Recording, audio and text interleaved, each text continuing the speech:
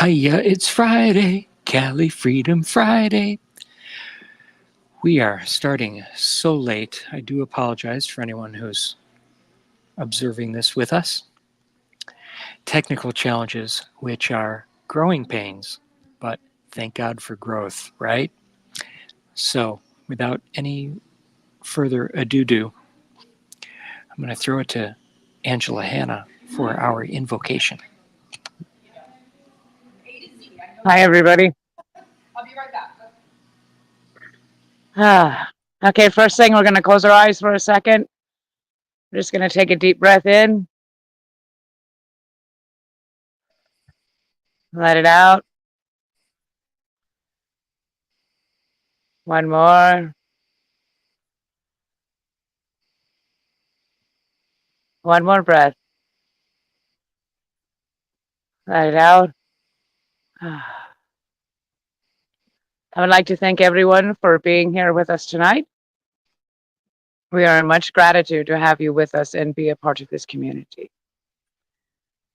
I'm going to ask that all of our endeavors with friends, family, co-workers, and other beings be collaborative and beneficial for ourselves and our planet.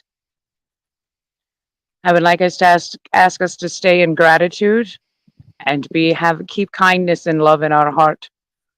And we can use our compassionate action to be doers and not just talkers, as that's how we're going to get things done in this world.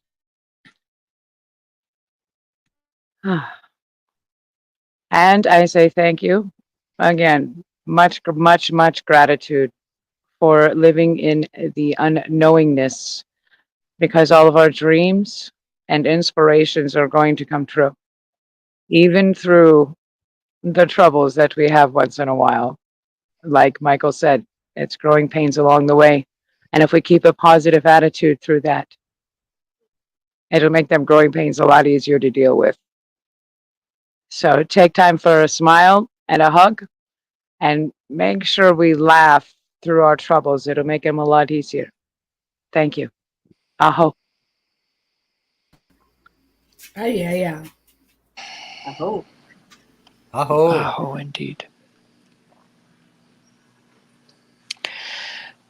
So these growing pains, the synergies are just wild. I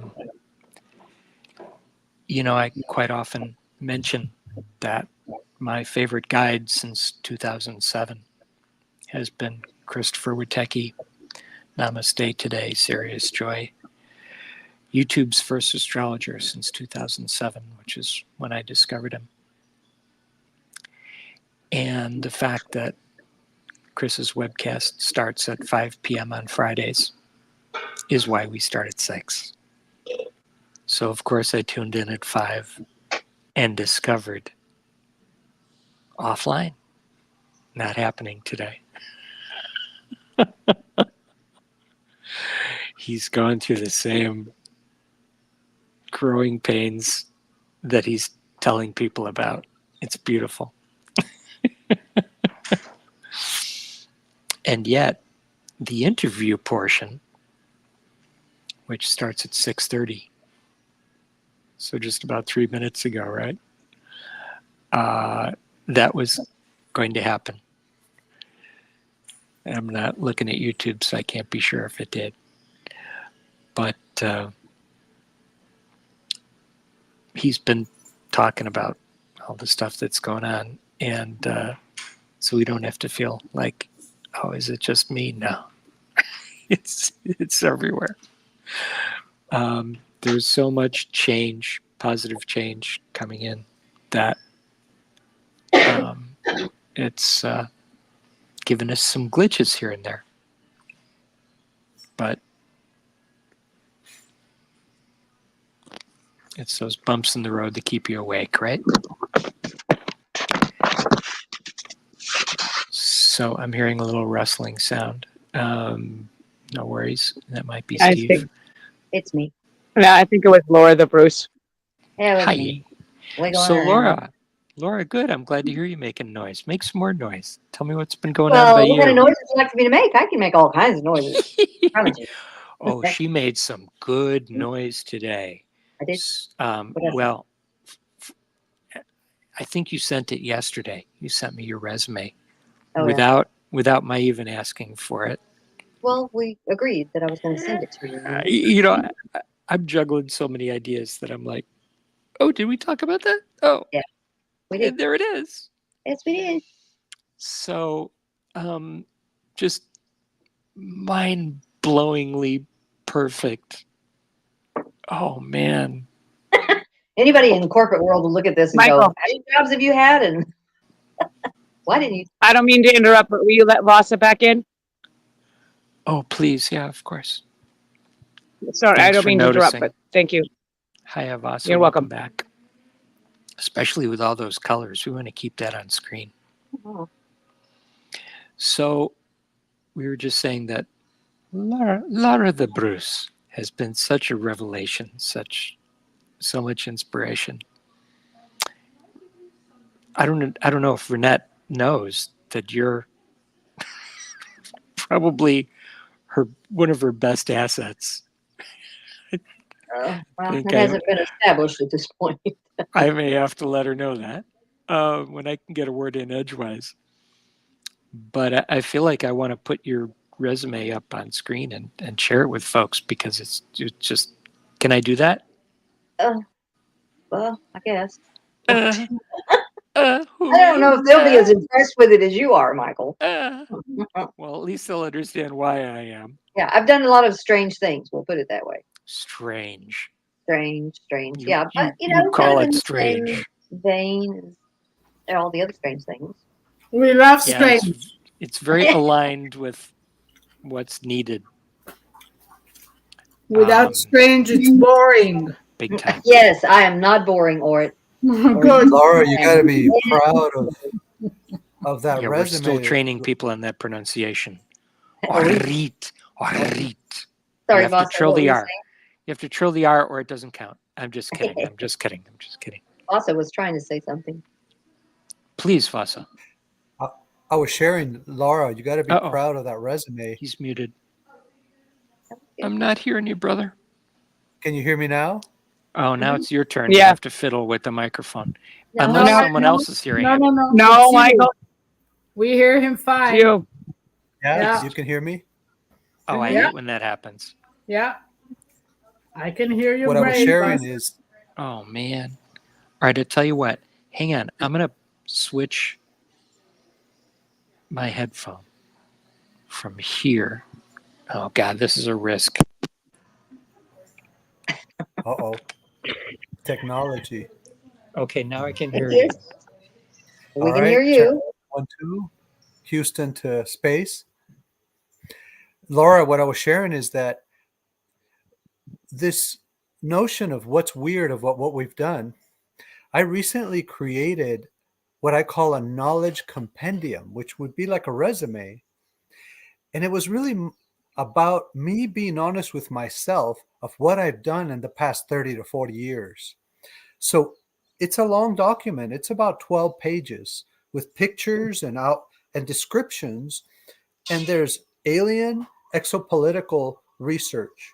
There is astral travel, remote viewing, diplomacy with off-world races, quantum research, intergalactic energetic access, not to mention virtual reality, artificial intelligence, bioarchitecture, the science of genetics. I mean, it goes on and on and on, because I had never been witness to a document that clearly said in honest truth what I've done.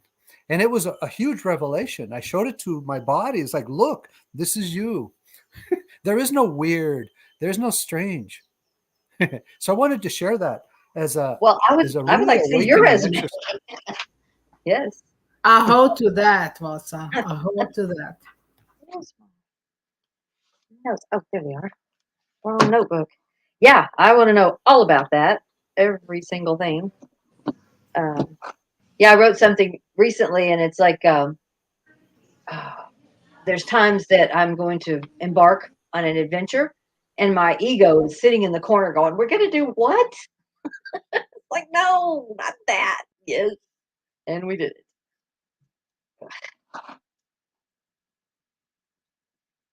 Boss that to my list. Body Coherence Observatory.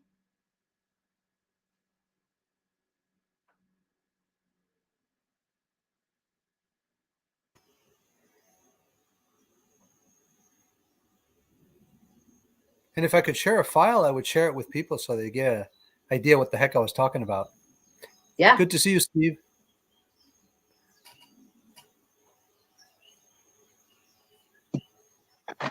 Can you put it in the chat? I'm not sure if you can do a PDF file here on the chat. I could try it. Can you do that, Michael?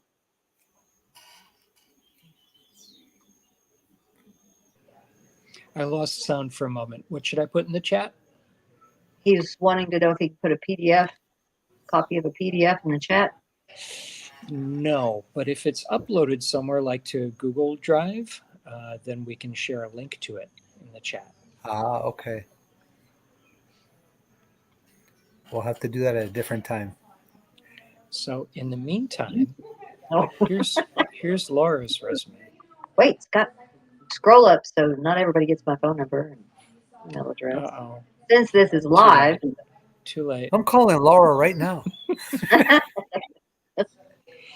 Where's my phone?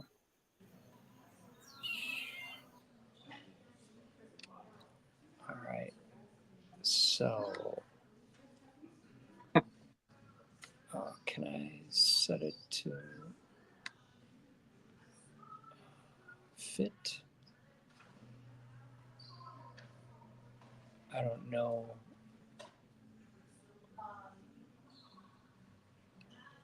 Yeah. How about that? I figured it out. I am not a lover of the Windows platform, but that's what I'm using at the moment. So check that out. First thing I get to see on screen, besides the contact information that we should have blanked out, is the fabulous phrase project management. And that enthuses me no end, because that is exactly what we are trying to do with Save Our Skies and now the Empower Movement.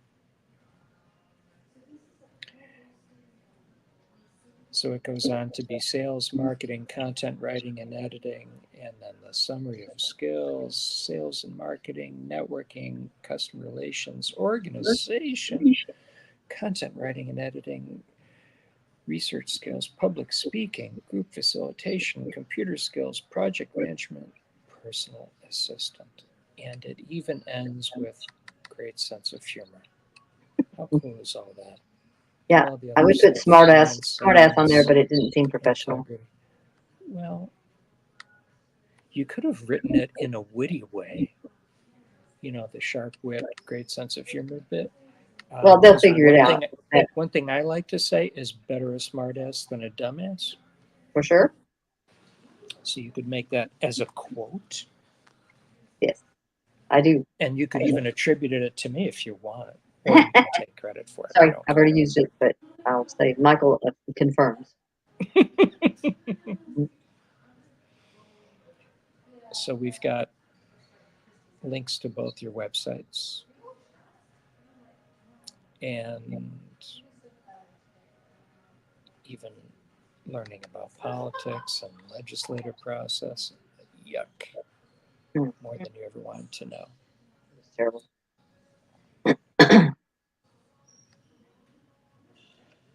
Just so much good stuff.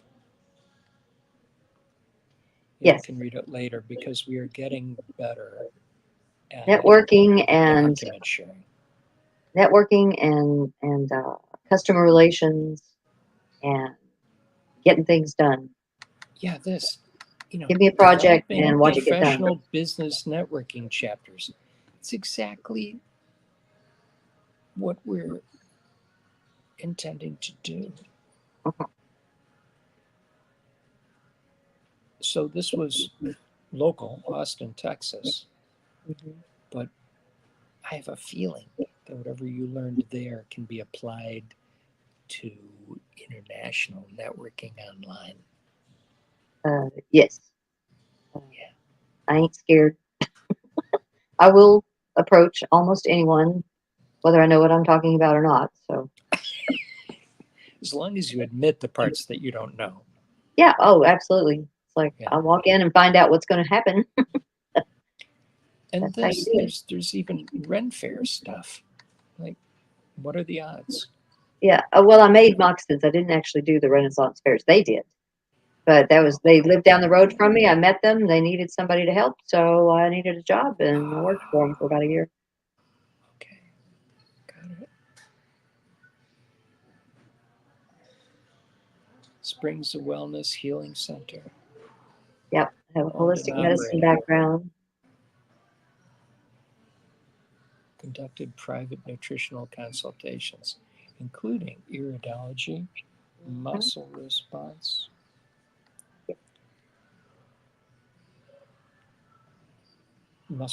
testing, and nutritional and supplemental protocol. Yeah. Writing articles for newspaper and women's magazine. Holy cow. She even does windows, kids. I'm the damnedest window cleaner you've ever seen. That was my survival job for many years. I don't do And that anymore. I don't want to. For a couple of years, you were even dealing with the Chamber of Commerce.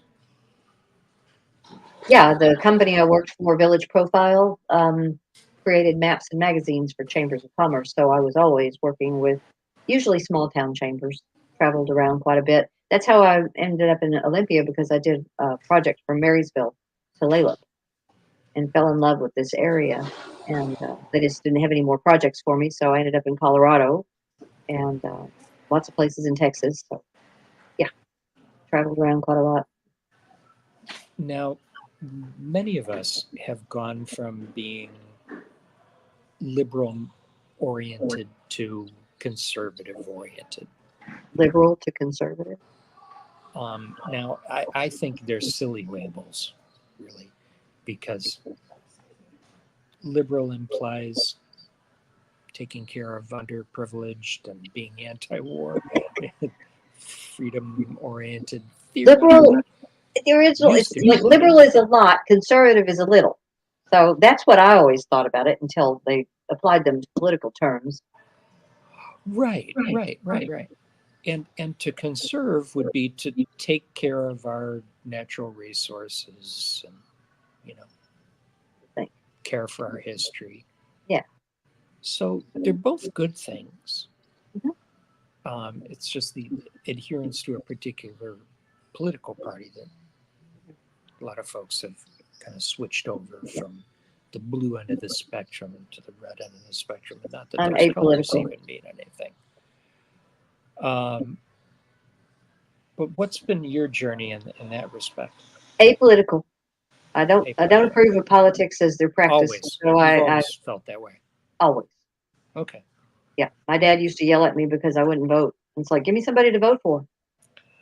I'm not doing the Smarter lesser of than the two average evils parent. game. Yeah. Well, maybe, Smarter than the but average nobody parent. else seems to think so. But yeah, it's like, you guys go ahead. I'm not going to play the game. Can you dim it down on the nobody else blah blah blah? Because I don't believe that. Maybe you Oh, just well, didn't I mean, I find had a few enough of friends. the right people.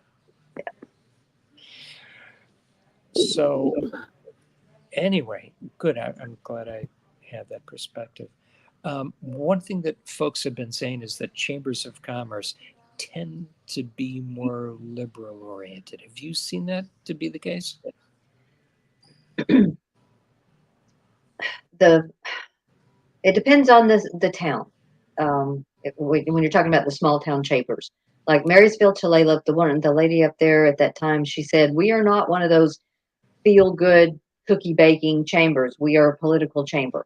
And I went, "I'm sorry," And but working for AWB, they were the legislative liaison for business in the state, so they actually helped set legislation.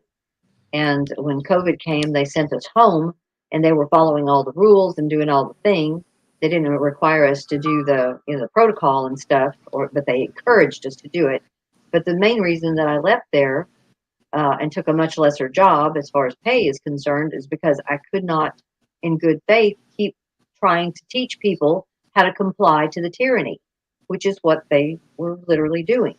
It's like, oh, we help businesses stay in compliance. Well, I don't think that's a great thing. They did help them as far as not getting in trouble and knowing the rules and that kind of thing. He says, can you scroll to the top of the resume? He said, boss said, scroll up, he says. But yeah, I just could not in good conscience continue to do that. It's like, no, I don't approve of what you're doing. So yeah, they tout that they are apolitical or what do you call it, nonpartisan, right? But they leaned whatever way the wind blew them, basically, whatever was to the advantage of whatever was going on. Gotcha. Am I audible at the moment? Yes. Yay. I'm just changing the layout for a second so I can stop worrying about the phone number and stuff. Just going to delete that. Okay. Could have done that before, but it didn't occur to me. Sorry. All right. Now we're safe. Vasa, do you have follow-up thought? You're muted. Vasa, you're muted. Let me rewind that. I wanted to thank you, Laura, for what you're sharing. And I was looking up the Awaken Nexus website, the research and content writing. Uh-huh.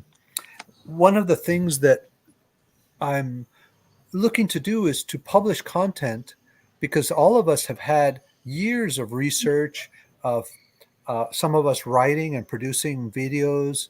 And part of this is personal research. Some of it is design ideas for the future. So in you having the language to talk to somebody like a state chamber of commerce, some of us who've done some advanced work have difficulty building bridges of communication with existing organizations. And I'll give you an idea. Right now I'm in the big island of Hawaii, and I'm in an area on the Hilo side, which is the rainy side. And this place has the most homesteaders, off-grid people I've ever seen anywhere in the world. Easily, there's probably 10,000 homesteaders here, people who are doing water catchment and all that.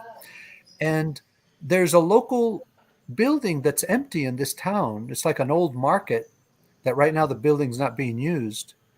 And I would love to create a center for homesteading for all the young people that are looking to have access to technology like solar, water collection, filter, and then to have a little bit of those supplies made available, because you're not going to find it in a hardware store.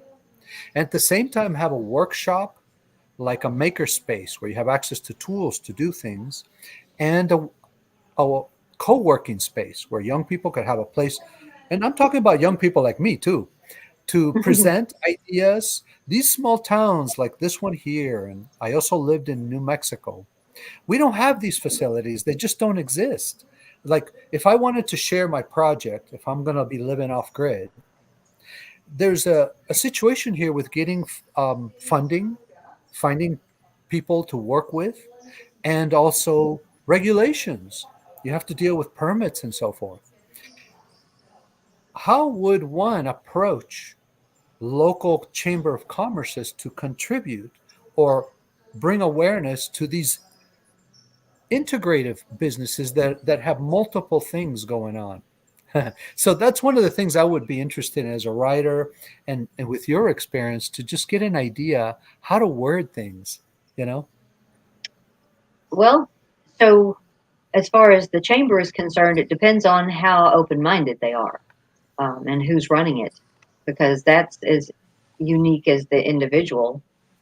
So, the first thing would be to approach them and say, this is my idea. what do you know about it? Find first. It's always good to ask people, what do you know? And that way they'll tell you because they want to talk. And so that's how you approach them, to get them to talk to you, and then tell them, depending on what they say, then you take it from there.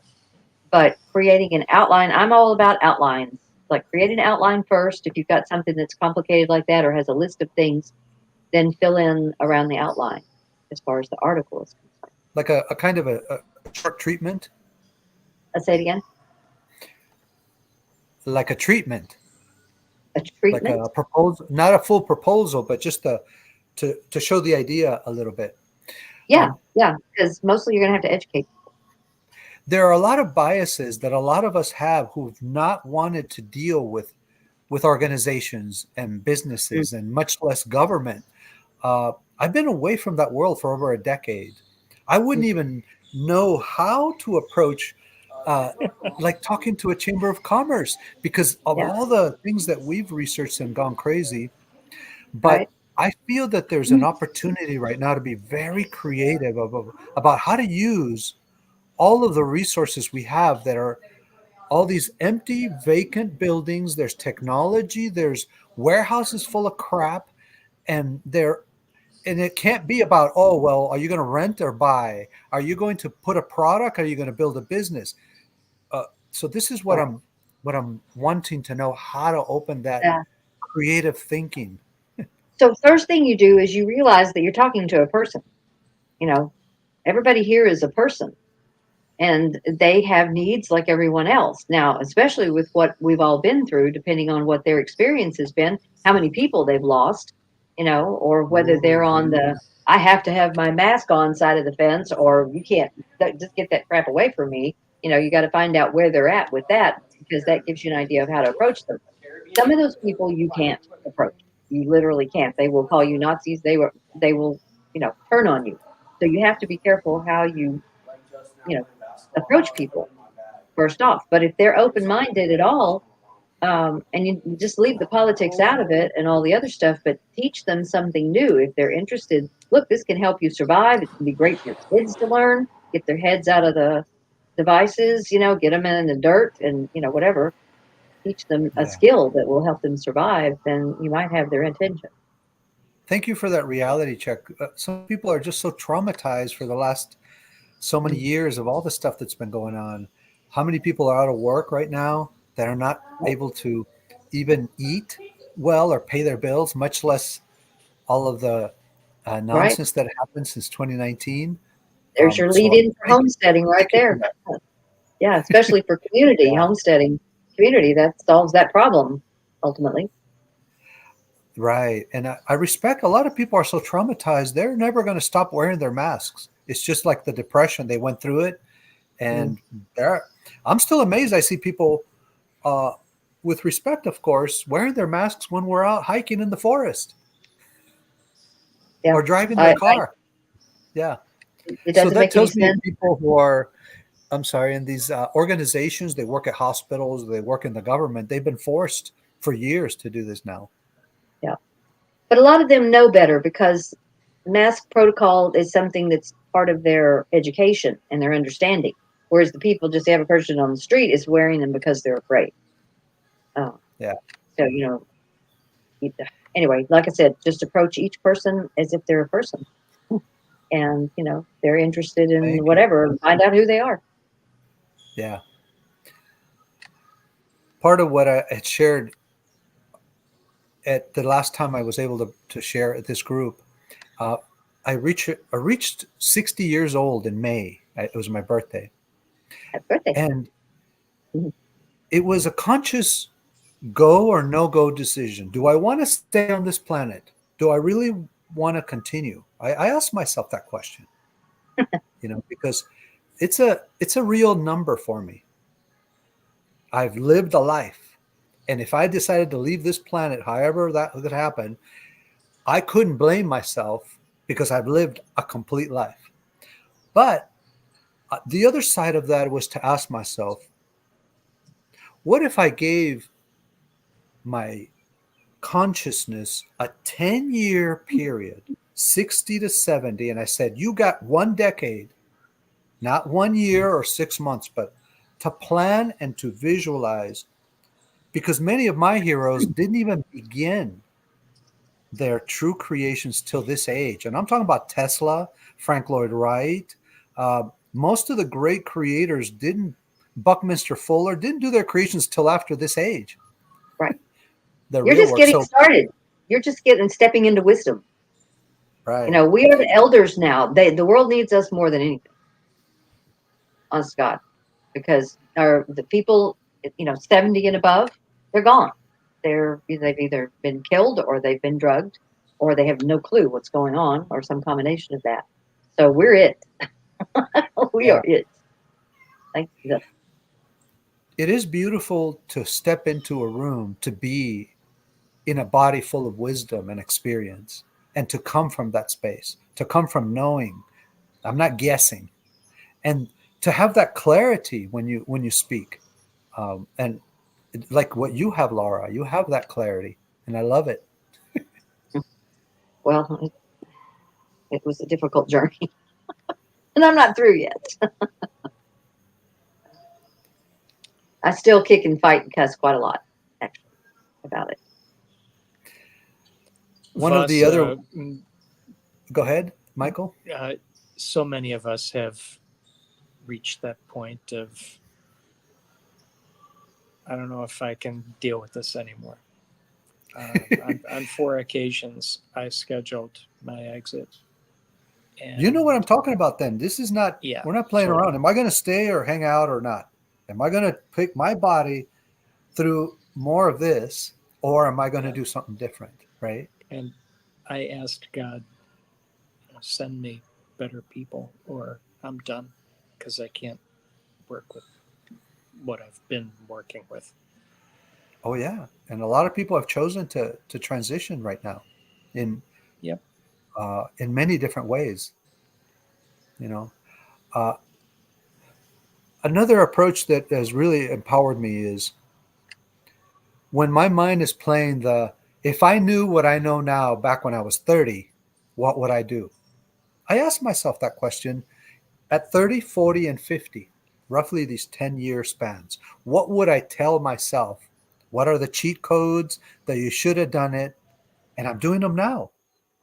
I'm telling myself what I would have told myself when I had that energy and that drive, So part of that is to take a few of the ideas that I've been working on and land them, manifest them, express them in the physical. To have an in-body experience is part of what I would say to myself. Be in your body, in your presence, not trying to do psychedelic drugs and have these cool trips. I've done all of that for a decade. Ayahuasca to San Pedro to all of that. That's one chunk.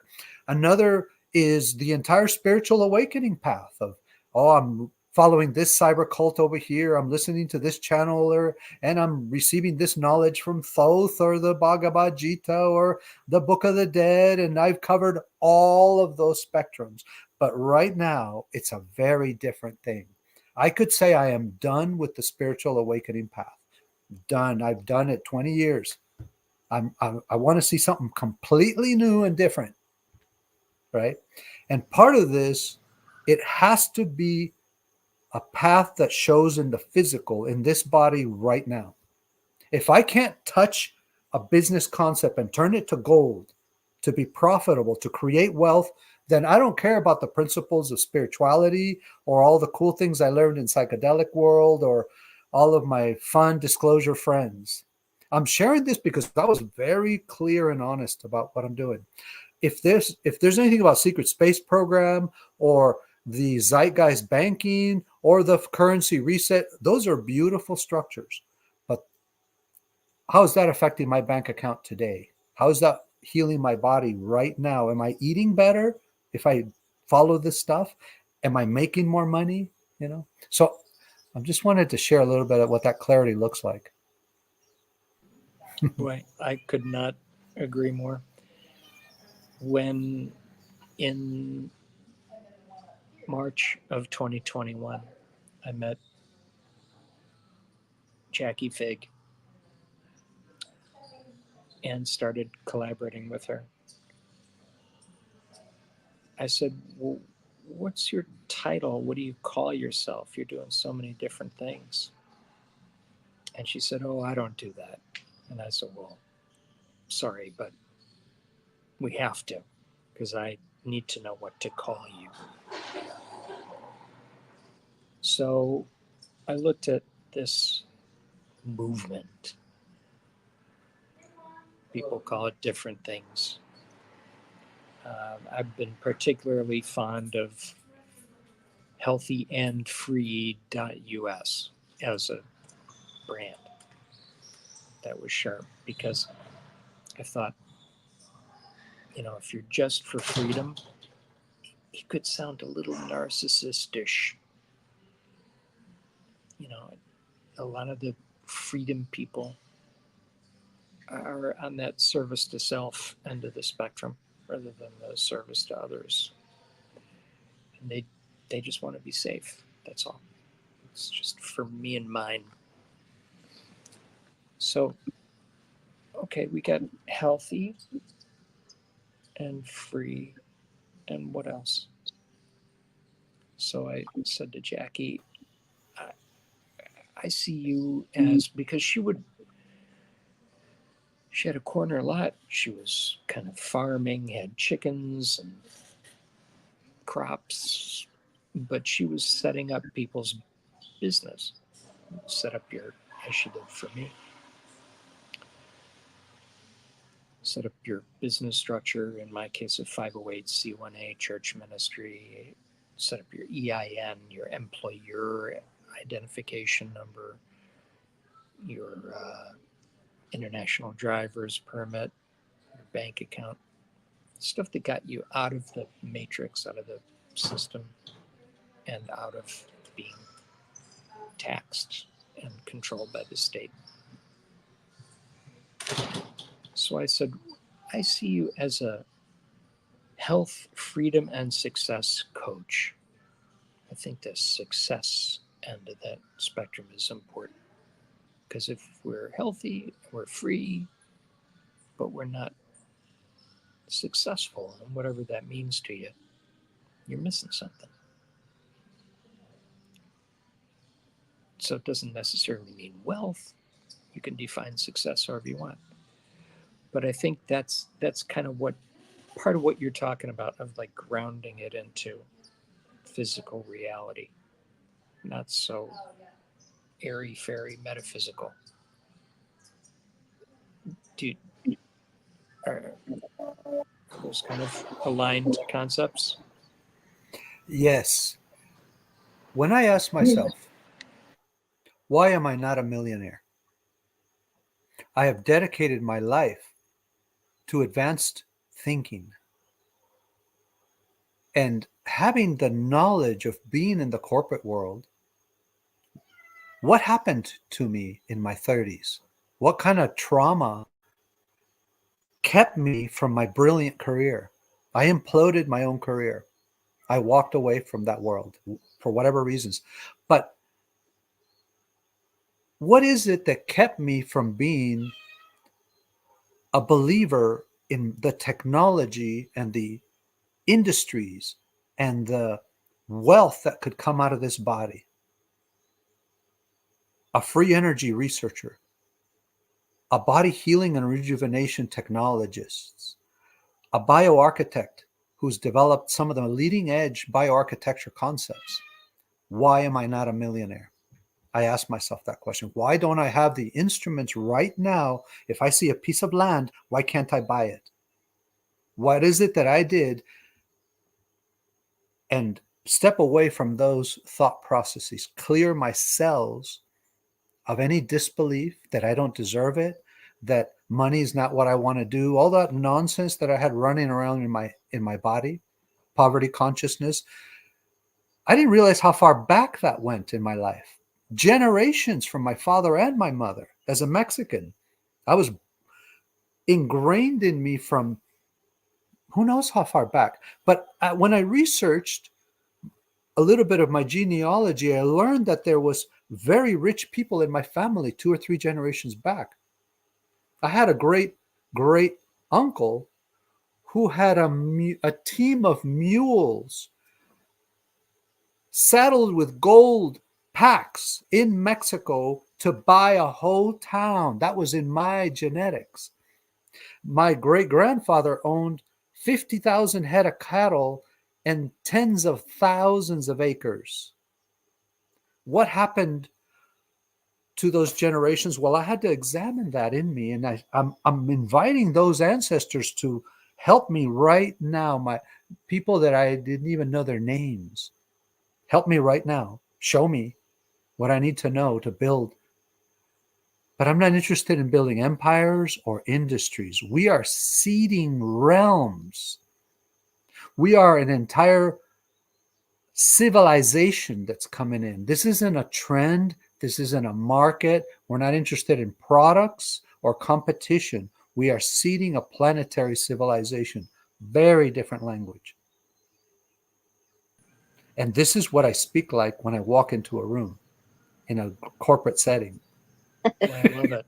Well, then you should do just fine. Thank you. Thank you.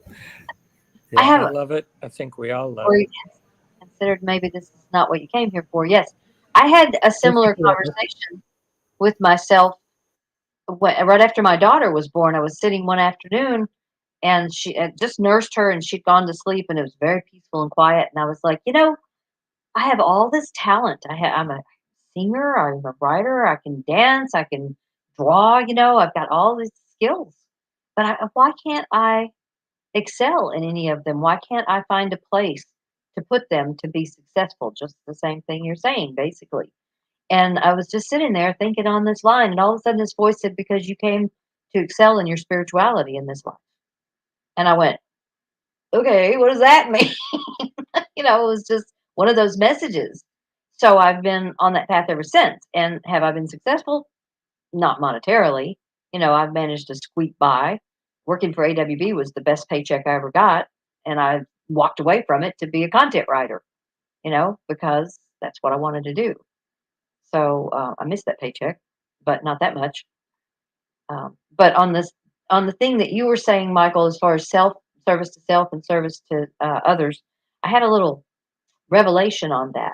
And I know what you're saying about that. But what came to me is that we are service to self in order to be service to others, because you cannot give what you do not have.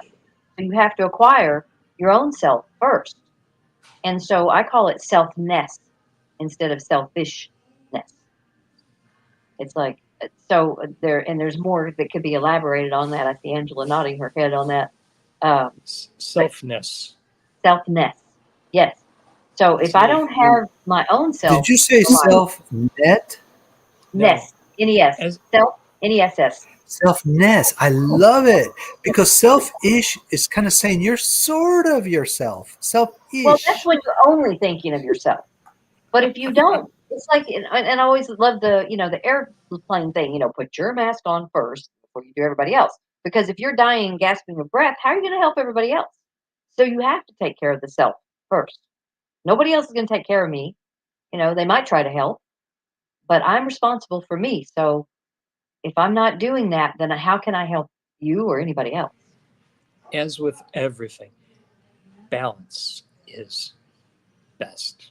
That's why my email is Life in the Balance. Indeed. Thank you, Jackson Brown. Yeah. So I have to take a quick break because I have clothes in the washer. Go get So them.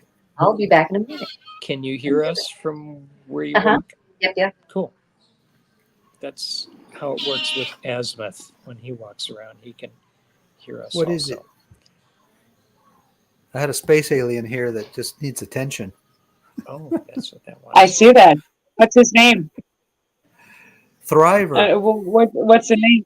Thriver. That's Thriver. beautiful. He's the only Awesome. survivor of five kittens in a litter. So he's the one that thrived. But it's a Wow. feral cat from Yeah. the jungle here. His mom Right came on. pregnant, gave birth, and left. And from this little tiny baby, now we've got a full-grown cat in 3 months. Yeah, I bet. Yeah. So I'm Yeah. guessing he's just an ambassador to those feline races. Yeah. You got it. He is. Absolutely. Yeah, for sure. One of the gifts Yeah. in having a vision is to have those conversations with young people that find it refreshing to meet an adult that gets it. Yeah. You know, because we felt that when we were young, that there was nobody that got it. You know, when I see a lot of the tribes that are out there right now, you know, when you go to one of the beautiful music festivals, ecstatic dance, or public art with consciousness, sacred geometry, I'm like, where was this stuff when I was in high school? You know, these beautiful people that I never knew existed. You know, I see these goddesses in these outfits, and I'm like, I grew up in Alaska in a conservative mall going community that liked to go to the mall, you know, not to Burning Man. That didn't exist when I was a teenager. Well, we get to live we're in the future now. How do I know I'm in the future? Because anything I look up, there's already a lot of. If I go to Etsy and look up coils, vortex coils, Tesla coils, I look up scalar waves. Oh, we got 27 different kinds of scalar wave artwork and technology and sacred geometry. And that tells me I'm in the future. You know, I was just looking for EMF clothing and fabrics. Oh, now we got all these beautiful gold and copper EMF fabric. And it's like, all right, now it's here. This stuff didn't exist 20 years ago. Yeah. Any idea that I had in consciousness, I look up teleporting, inverse gravity, entanglement. It's all there. I don't have to solve it anymore or figure it out. Yeah.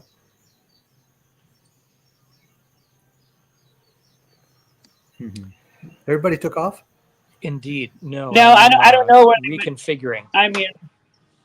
Okay, go ahead. Reconfigure. Yeah. I agree with you, Voss. A lot of things. You know, I've gone through a lot of things in my lifetime. You know, I'm a little younger than you, but it's time for in-body experiences. I don't know if anybody's had so much energy flow through them that they just can't help but have this amazing aura that happens to them and these amazing emotions, and you can't even control it. It's like just comes into your body. I've had that experience. I'd like to be able to share that experience with other people. When you go somewhere and you have that much emotion come through your body and that much love and that much energy come through your body, it's amazing. You don't need any drugs, and they call that getting high on life. You don't need anything. You don't need ayahuasca. You don't need mushrooms. You don't need alcohol. You don't need any of that except for you just have a beautiful heart and just get high on life. You know, Angela, it's time other people. Sometimes it seems as though those reactions of yours can be a little bit overwhelming.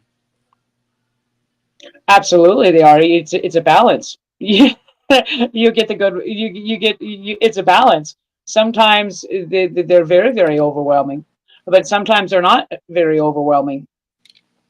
You know, so it's a balance. Am I willing to give up the beautiful reaction that I could have over here and so much love and just amazement in order to stop this reaction that my body has bad against it, to where it cringes up and it hurts me so bad? I'm not willing to give that up. So I have to find that balance. I'm willing to accept both sides of that. You know, because I know in the future that my body is going to be able to access those things a lot easier, and it's going to be able to feel those things a lot easier, and it's going to come into me easier to where I won't have to worry about that balance, or it's just going to happen and it's just going to flow like a river going down the road. So this is part of those growing pains, and I love it. If everybody had that with their body, you know, the world would be a much different place. If you walked up to something and all of a sudden your body cringed up so tight and it wanted to curl inside of itself and it hurt so bad, you want to get out of there. Okay, if you walk up to something and all of a sudden you have so much energy come through your root chakra and you just expand in this huge hug, you're like, oh, I want to stay here. This feels so amazing. If everybody had that reaction with their body, can you imagine what this world would be? We would all go for that expansive hug. I know there's some people out there that would go, oh, I kind of like this cringing thing over here. I'm going to stick with this over here. I'm sure people would choose that, and that's free will. It's a balance. So I'm willing to accept, that balance, because I volunteered to be here this lifetime. I got to be crazy, but I did it. And I volunteered to go through this transition and to do all the things that I was doing. A lot of people talk, if I was back in my 30s and knew what I knew now, and I'm going, you know what? I wouldn't ever start that over again. I lived through that decade to learn those lessons, to go through those things. And if I go back in that timeline and I change that, that means, am I going to have to relearn that lesson? Am I going to be able to meet this person? Am I going to be able to have all those amazing experiences? And trust me, I had some shitty ass experiences I wouldn't want anybody to ever go through. But would I have been able to do all of those things? Would I be sitting out here this morning, enjoying nature, enjoying water, and have this beautiful, amazing king snake come and visit me and sit in a chair next to it with my camera and record it as it drank out of both water dishes and went in the middle and reached up and said hello to me? That's what life's about. That's what this planet's about. Everybody talks about consciousness and ascension and all this other stuff. That's what we're supposed to learn.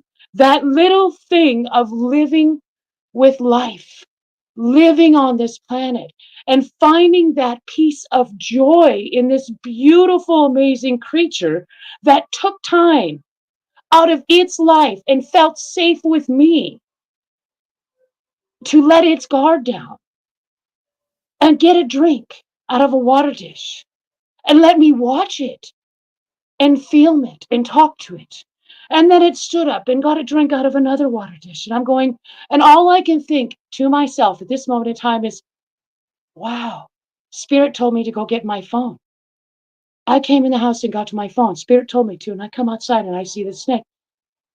So that's what life's about. That community. And it's in flesh community too, with humans. That's what we're supposed to learn this lifetime. That's our transition. That's how we go on to the 5D. That's how we go to the light body, because you're going to be able to feel the 5D, the 12D, all of this. I feel it every day in my body, in my soul, in my heart. And my brain's different. Our minds are different, okay? We're three. But I feel it every day. That is why we're here this lifetime. That's why we're here. So we can feel all of those experiences in this amazing body. And then we can really go on to the next step. And as we're doing this, our planet is vibrating at a higher level. Nature is vibrating at a higher level. It's a proven fact. They check the thing in the middle of the planet. You can scientifically check it out and do all the analysis if you want to. But we're vibrating at a higher level. This planet's never going to be the same again. Gaia is ready. So either you're coming with her and helping her go up, or you're not coming back to this planet again. So that's up to you guys. But you know what? I've put my time into this planet. I've been here since the beginning. I've been through so many things, it boggles my mind. And I'm not going to give up. I'm staying right here on this amazing planet Earth, because she is so beautiful and so amazing. That's what people need to know. You got people living off grid. We have all of this technology. We have all this amazement. It's already exists. You want to know why nobody was here? Why they can't find any civilizations when we were conscious? Because we were smart builders. Everything that we created, everything that we built went back to the environment. It was all compostable, however you want to say it. It all went back to the environment. So it never hurt Mother Earth. Now that's changing. We're finding more information about that. However, I'm telling you that hang on for the ride, folks, because it's a doozy. It's a doozy. There's lots of things that I don't do anymore because I didn't want to have those inhibitors or that psyche problem with my brain or different issues going on with me, because I wanted to make sure that I was sensitive enough and that I could feel what was going on and truthfully know what's going on without any other thing in my environment. Now, don't get me wrong, like, I do ayahuasca, I do ceremonies, I do peyotes, but I don't have to do those because I can sit in my chair and go to all those places and have all those visions in my mind and in my heart and know that they're reality. That's coming consciousness. That's coming into the world. So, talking to plants, talking to the dirt, things like that happen. What are you going to do with that? It's like this morning when I was sitting that snake, and I said, I said out loud, I said, I'm not going to hurt you. You're just fine. Do what you need to do. And it did. And I said, may I film you? And he stood up and looked at me and nodded his head yes, before I even did a video of him. Those are things I don't usually share with everyone. But, those are the little things like that that people need to realize in this world. Everybody gets stuck in their own, how do we do this? How do we do that? How do we do this? Vasa's wondering, how do we talk to the Chamber of Commerce? You go over there and you have some tea and crumpets with the man and say, hey, how are you doing today? Okay? You talk to the lady and you say, hi, nice to see you. I'm so glad to see you today. May we have a conversation? What do you think about this building over here? I have this brilliant idea. What do you think? That's how you go talk to them. It's that easy. That easy. Okay? It's simple. I work at a gas station right now. It's a brilliant and amazing. I have given so many people so much information about the Empower movement, about SOS Save Our Skies, about Azimuth, about his business, about Orit, because I talk to people. They say, hey, how are you doing today? I say, amazing. They're like, wow, wait a minute. This lady's amazing. And she's at a gas station and she's cleaning shelves and she's moving stuff. Wait a minute. I have to talk to her. What's going on with her? It's simple. That's what we have to do in this world. I've talked to a ton of people. I sent people information. They're like, oh my gosh, they're doing this to our skies. They're doing this. I had no idea. And these people are 60 years old and they had no idea until I sent some information to them. And now I can guarantee that those people are going to be some of our biggest assets about getting this information out to the world. Because they didn't, but I took time to go to a luncheon, to meet these people in person, to get over my fears of talking to people and go, you know what, this will be good for me. I need to go here for a reason. Spirit says, yes, you need to go here. I said, okay, well, why? They said, I don't, just go. I said, okay, so I'm going. And I go, and this is what comes out of it. Little things like that. That's what life's about. That's how we build this conscious community, as all of us have to get together and actually do this. We got to do it. I've worked with lots of chambers of commerces, the Department of Developmentally Disabled. I have lots of things that I have worked with and done in my lifetime that my ego says, oh, you haven't done enough. Oh, you haven't done this. Oh, you're not good enough for this. Oh, you're not that. Oh, you're not, trust me, I still have those ego issues. I've been through some criminality. That's another story. However, I am good enough. I know what I'm doing.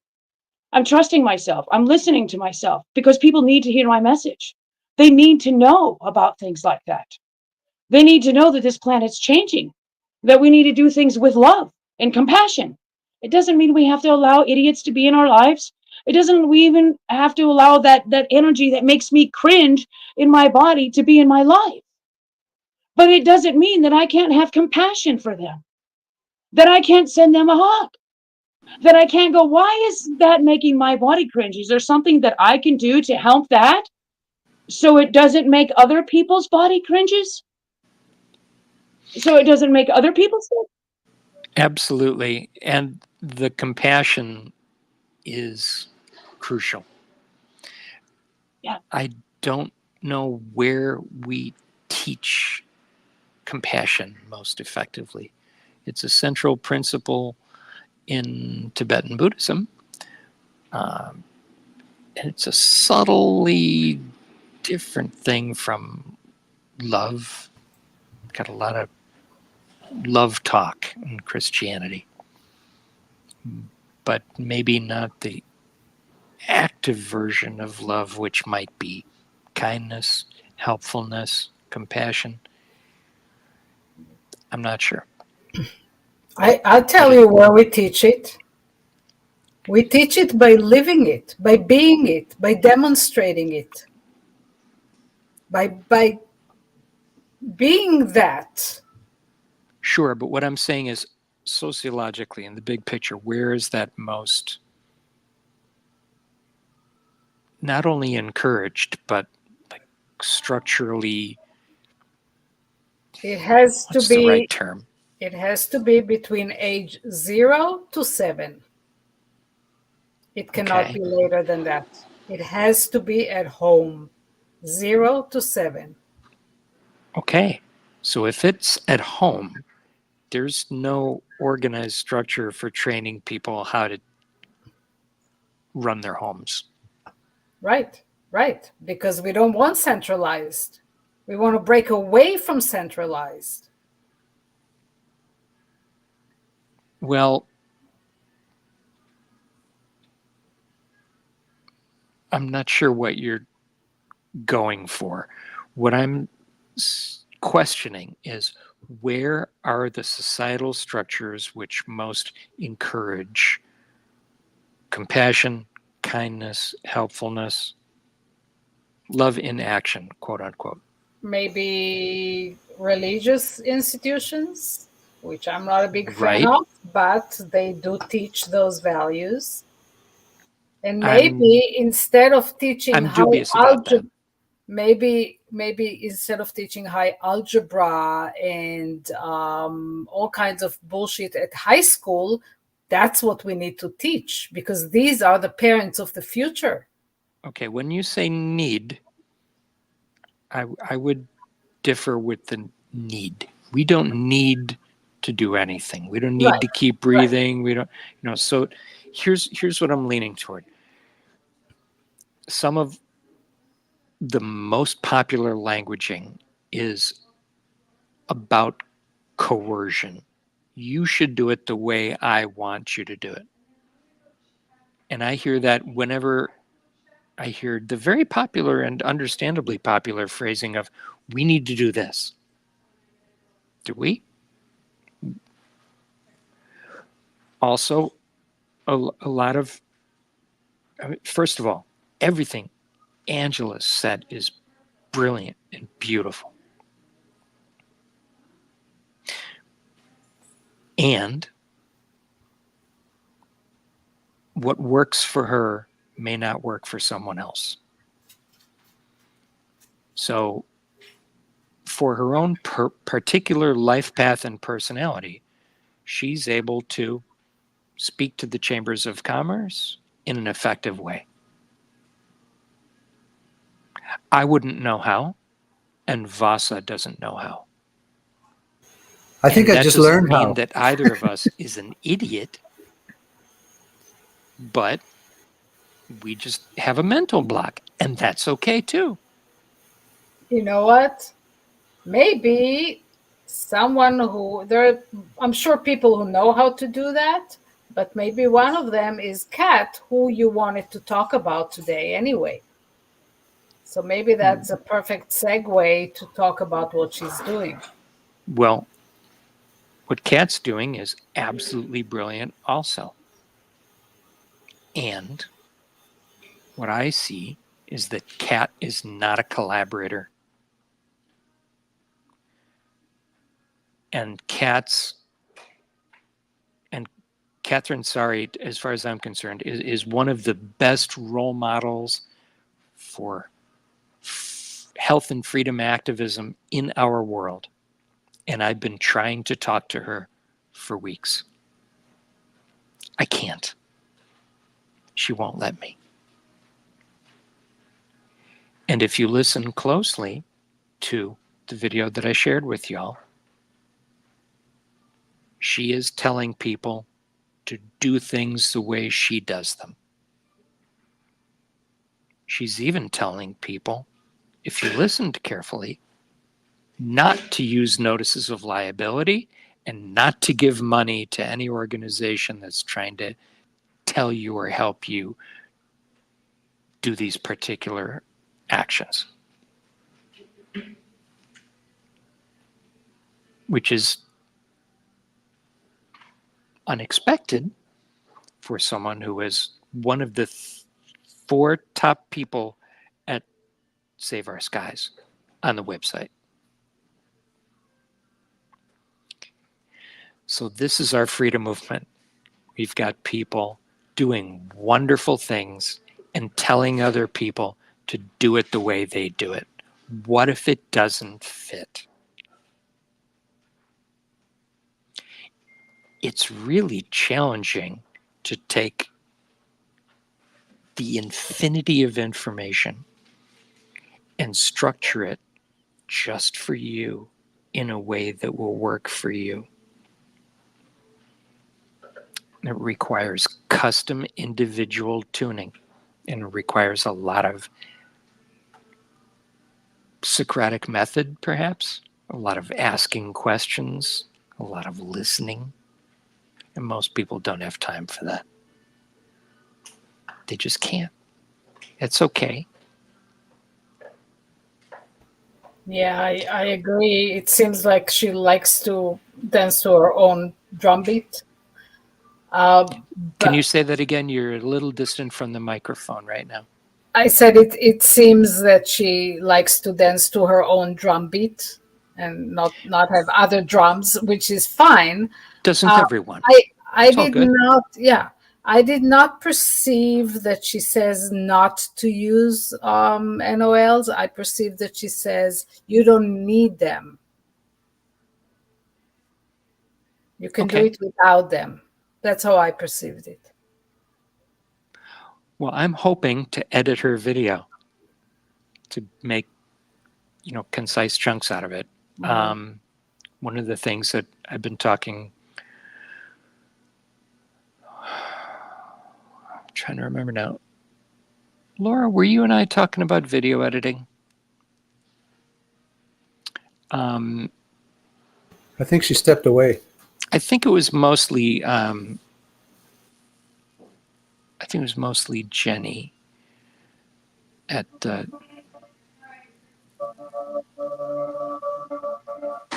Hey, Empower. can I interject here? Please. Okay. Vasa, I have someone who's doing I watched her stuff the other day. She's in a class that I'm with, and she is for, oh shoot, what is the name of, oh goodness gracious. I'm having trouble with names right now, sorry. Anyway, she's one of the people who wants to stop pollution and stuff like that. Is that making more sense? She's an activist. Oh my goodness gracious, I'm sorry, I couldn't come up with that name. She's an activist. And she lives in Hawaii on the island. And she might be able to help with something because she's a very spiritual woman. And she's very into like saving old buildings and things like that and creating different centers for them.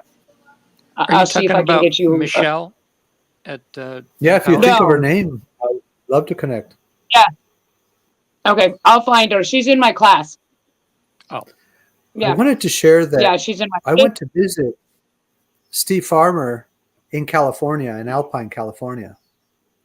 And he was doing a residency in architecture exploration on the grounds of James Hubble, a visionary architect in bioarchitecture. And when I met James, he's already transitioned. He was, I don't remember how old he was, Steve. I think he was in his late 80s or 90s, somewhere in there. And I asked him and his wife, how did you do it? How did you build an entire compendium portfolio of all these different architectural experiments, these domes and these walls and these instruments and glass. And he said that it was just pure joy. They would build a little wall, maybe a foot tall of adobe, and they would jump around and get excited. Oh, check it out. It's so fun. And then they would get to a second foot of height of hand assembled clay and bricks, and they would sculpt it, and they would start celebrating, dancing and playing music. You know, that's how they did it. They have a whole following now, the Hubble bioarchitecture movement of the seed for an entire way of thinking. You know, you step into one of his domes and there's rainbows of colors, and there's these different curving shapes to everything. It's fractal and it's organic, and you're inside his mind when you're inside one of those domes. And I was so privileged to meet a mentor like James Hubble, and thank you, Steve, for sharing that with me. It's a lot like your background image. Share with what was just recently being said so eloquently. And it's a lot like your background image. Stepping away from the psychedelic experience. One of the things I learned is that your body wants to go everywhere you want to go, which is to say, you can't just pack your bags and leave your body. Like, I'm going to go exploring intellectually or spiritually or all of that. Your body, which is the same thing as saying this physical world wants to go with you on that journey. It wants all the matter on this planet and in this realm wants to go through your aperture. And when I study cosmology and astronomy, I learned that the distance between your body right here and the edge of the known observable universe, that distance, which is continually growing, we don't have a number for it, but let's just say 100 billion years of light. And then you take in proportion the distance between your skin and the smallest Planck scale thing we know about or think about, that it's greater. The universe proportionally is vaster than the known universe. Your body, my body's telling me I have all the knowledge you need to create that wealth. I know gold because I'm made out of gold. I know abundance and fractality and the ancestry, the entire Akash. That's all yours.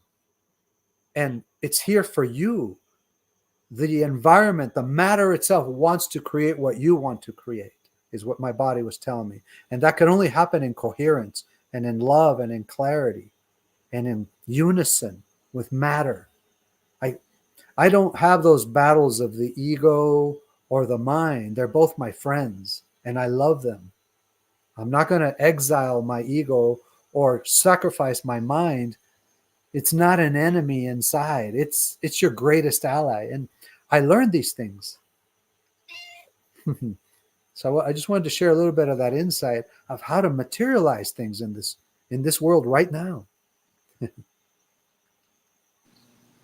Right on. Great stuff. And I was speaking over you. I apologize. But it's no wonder that you love James Hubble's designs as much as I do and Steve does. Your background image is so much like his style. This image is one of the creations from over 300 illustrations I've created. They're holographic. They're cymatic. And it comes from one of our training modules. It's called Holocymatic Shapeshifting. And the whole course on this particular subject is about shapeshifting. Who are the shapeshifters on this planet? The cephalopods, the octopus, and the cuttlefish. And in this course, with these illustrations, I share a little bit about how that shape-shifting takes place. Because this body right here knows how to do it. We have different kinds of cells. Octopus and cuttlefish have iridophores, cells that are iridescent. They have chromatophores, cells that change color. They have leukocytes, which are cells, muscles that change shape. They can have fins or ridges or bumps, and they have other cells. We have those too. So who are the master shapeshifters? How would we use that knowledge? It's not about camouflage and hiding. It's about symbiosis. So that's where this image comes from. And if I have a compendium of over 300 of these images, I want to mine that vault and express these images like a storyboard that you would watch on a film script of the whole ascension process of becoming a holographic human from cell to soul. That's one of the creations that I have. It took me 3 years to build all these images. And I'm just showing one right here. This tells you what happens when those shapeshifters look at themselves and open dimensions. So thank you for signaling that, Michael. Well, thank you. And circling back around to some of what we've discussed previously, the vision for Mankinder has been to expand upon, well, expand from my own skill set to include all of what seems to be needed for mankind to survive this war against us. And of course, it's not just against mankind. The war is seeming to be against carbon-based life in this realm. That's my analysis of it. And in order to do that requires a lot of skills and strategies and integration. Project management, dare I say it, dear Laura. And from the beginning, it seemed to me that one core essence of what was needed is information technology, because what's been used to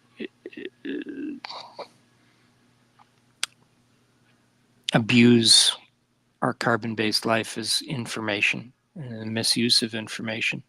And then the flip side of that is, how do we get that information out to the souls that can use it? So that becomes marketing. So I was looking at the combination of IT, information technology, and advertising and marketing, because it's the advertising and marketing that's been used as a sledgehammer thanks to Freud and Bernays and all that hoax-driven fraud to brainwash mankind into wanting to off ourselves and to going along with the scam, the plan, the whatever. But I knew that we had the potential of finding each other and finding the resources that were needed to reverse that. And that my own particular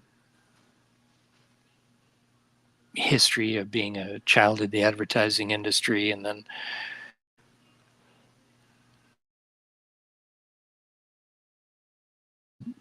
rock band manager and all that stuff would be useful.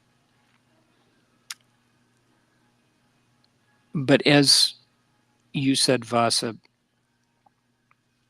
I wasn't successful in my pre-COVID life, and I haven't been successful in my current COVID life because it wasn't a fit.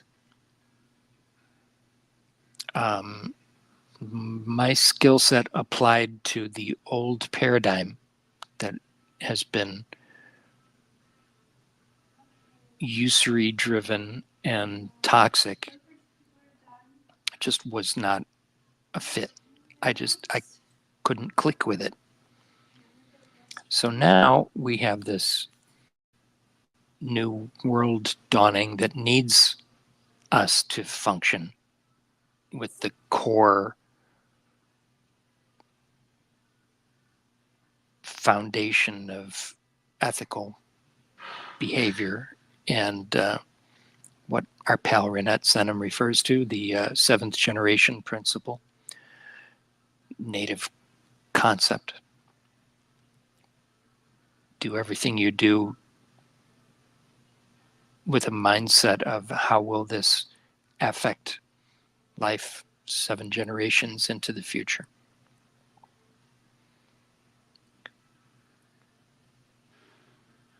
So I'm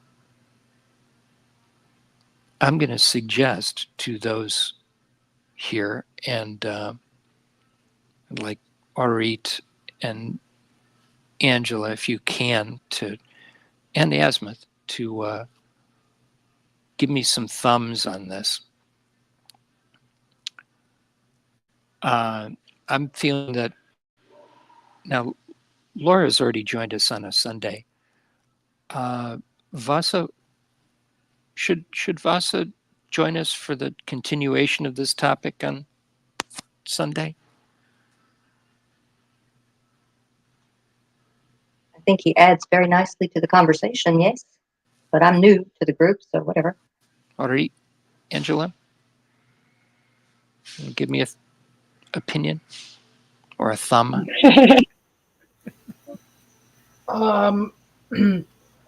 Reflecting back on the purpose of Sundays, it's nothing personal, Vasa, but I would say no. Okay. Our Sundays are mostly Orit's baby. So as much as we're trying to get as much done as quickly as we can, I defer to Orit.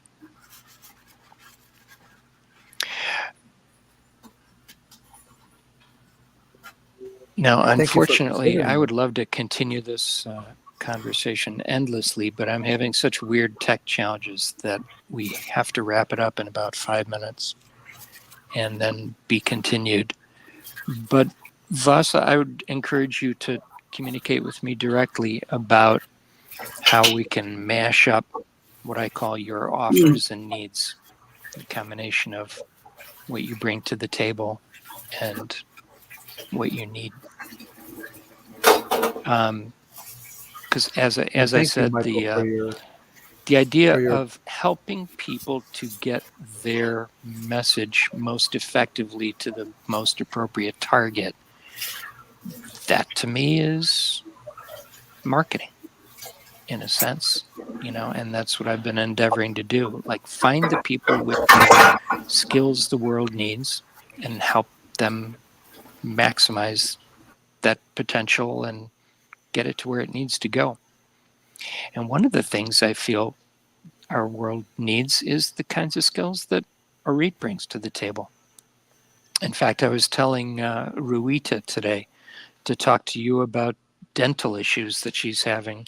She had me put her in touch with Dr. Robert O. Young. She has. We communicated already. Oh, she did. Good. Yeah. Well, she's quick. Yeah. God bless her. I think the general concepts of shamanism are so needed in our world. And yet telling people why they need what they don't know they need. Again, that's marketing. So Orit and Laura and Angela and Azimuth and Vasa, you all have stuff that the world needs.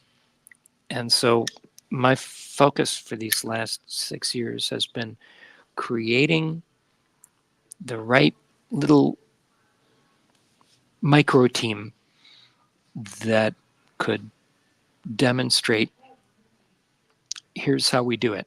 Here's how we function as a real collaborative mutual aid society, faux family, etc. And if we can do that for ourselves, then we can template it out and use it for others. So I hope that hasn't been too tangenty and babbly, Laura, but that's kind of what we're trying to put into a framework. And we're at the point of refining the project management strategies and content and communication to fit into websites. And there you go. I'll yield. I think Angela is kind of itching to. Yeah, Angela, comment just back. a second before. Or read first, you please. go, yeah, just a short one. Fridays are the perfect time to discuss all those things that you just mentioned, Michael. So Yes. Asa, if you can join us on Fridays, please do. Because as Michael said, the wisdom is really, really needed in the world right now. That's it. Gratitude.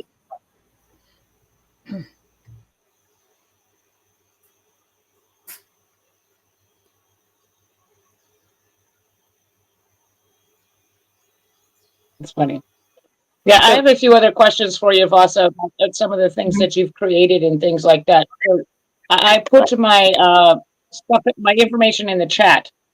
If you don't mind, maybe give me a call sometime. It's easier to talk for me to talk over the phone. Okay, where are you located? I'm in Tonopah, Arizona. Arizona. Okay, I love Arizona.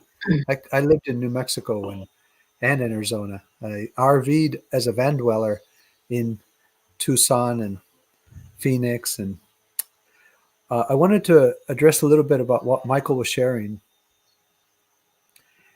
That language of marketing and business, that is, we know it's military language, the target audience, campaign, launching a strategy.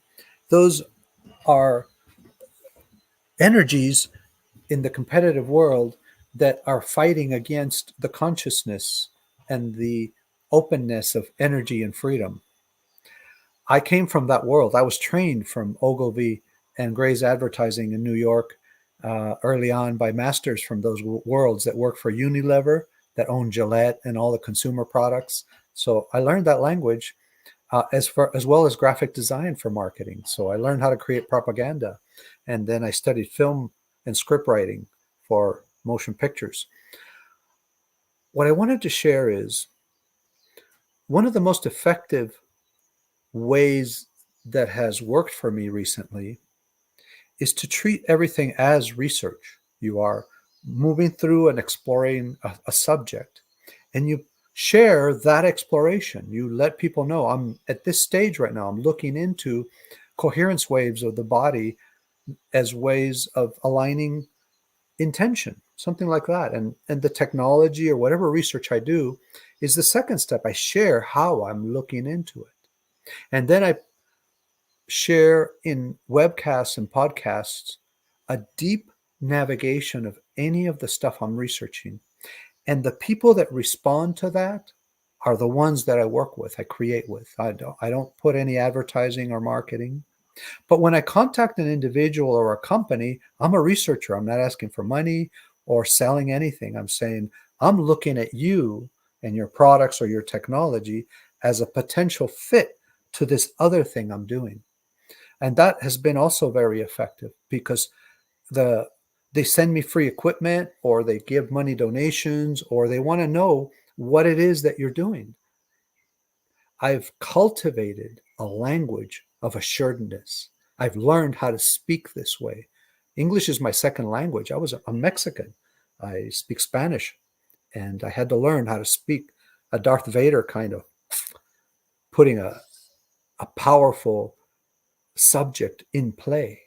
There's no ums in my speech. There's no unsuredness. I worked as a science of how to speak this way. And the most powerful thing I studied in this is the oral interpretation of literature. And that's what gave me the ability to stand in an audience and speak with thousands of years of knowledge.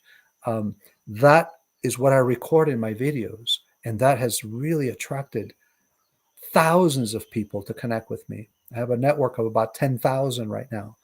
And I know millions have seen my work.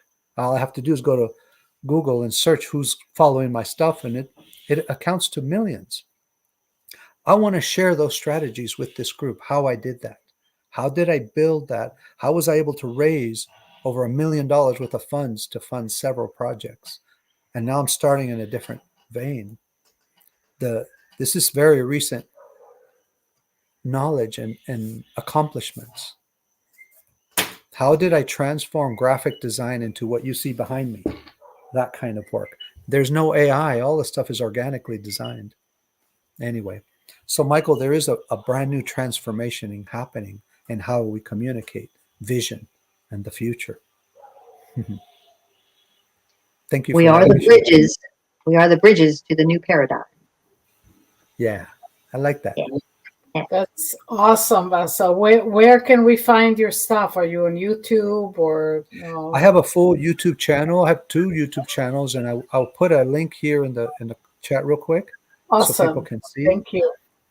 And I'm loading up new web pages. I've taken down my other stuff because I'm creating something new. Is this your website, the Body Coherence Observatory?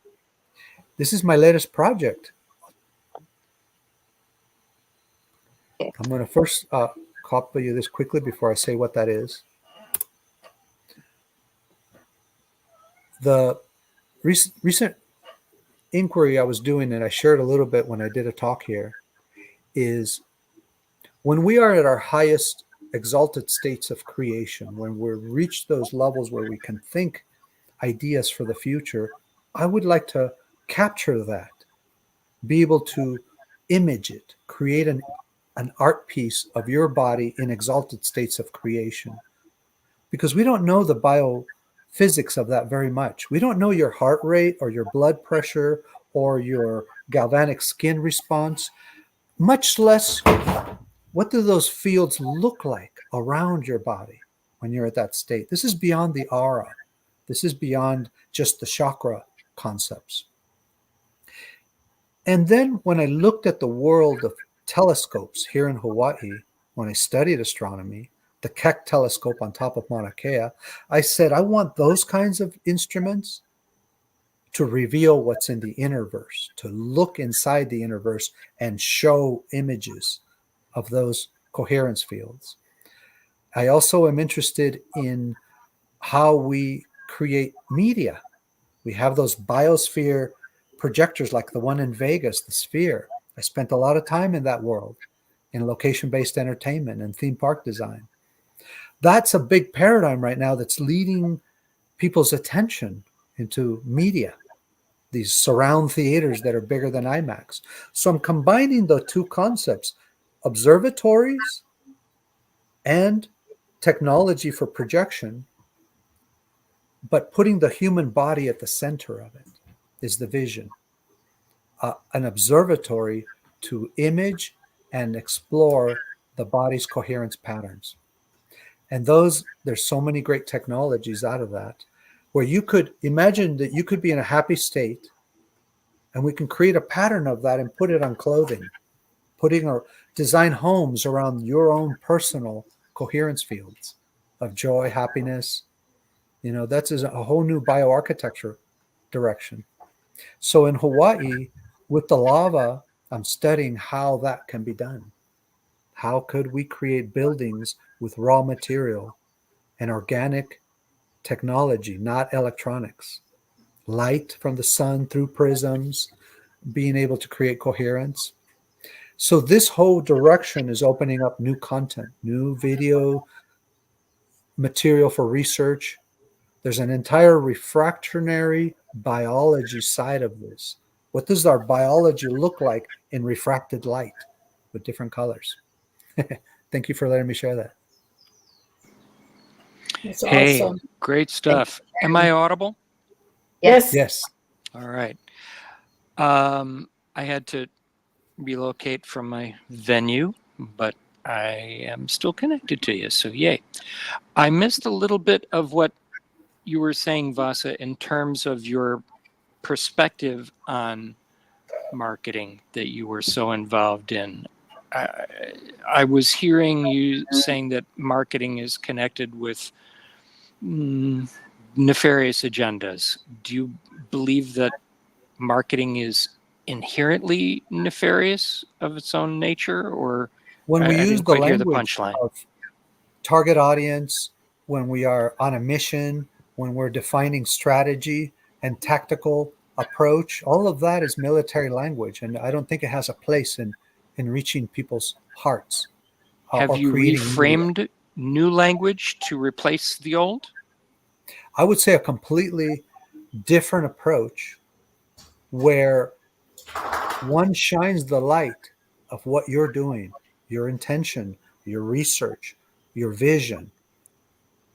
And whoever is attracted to that light will reach you through many different channels.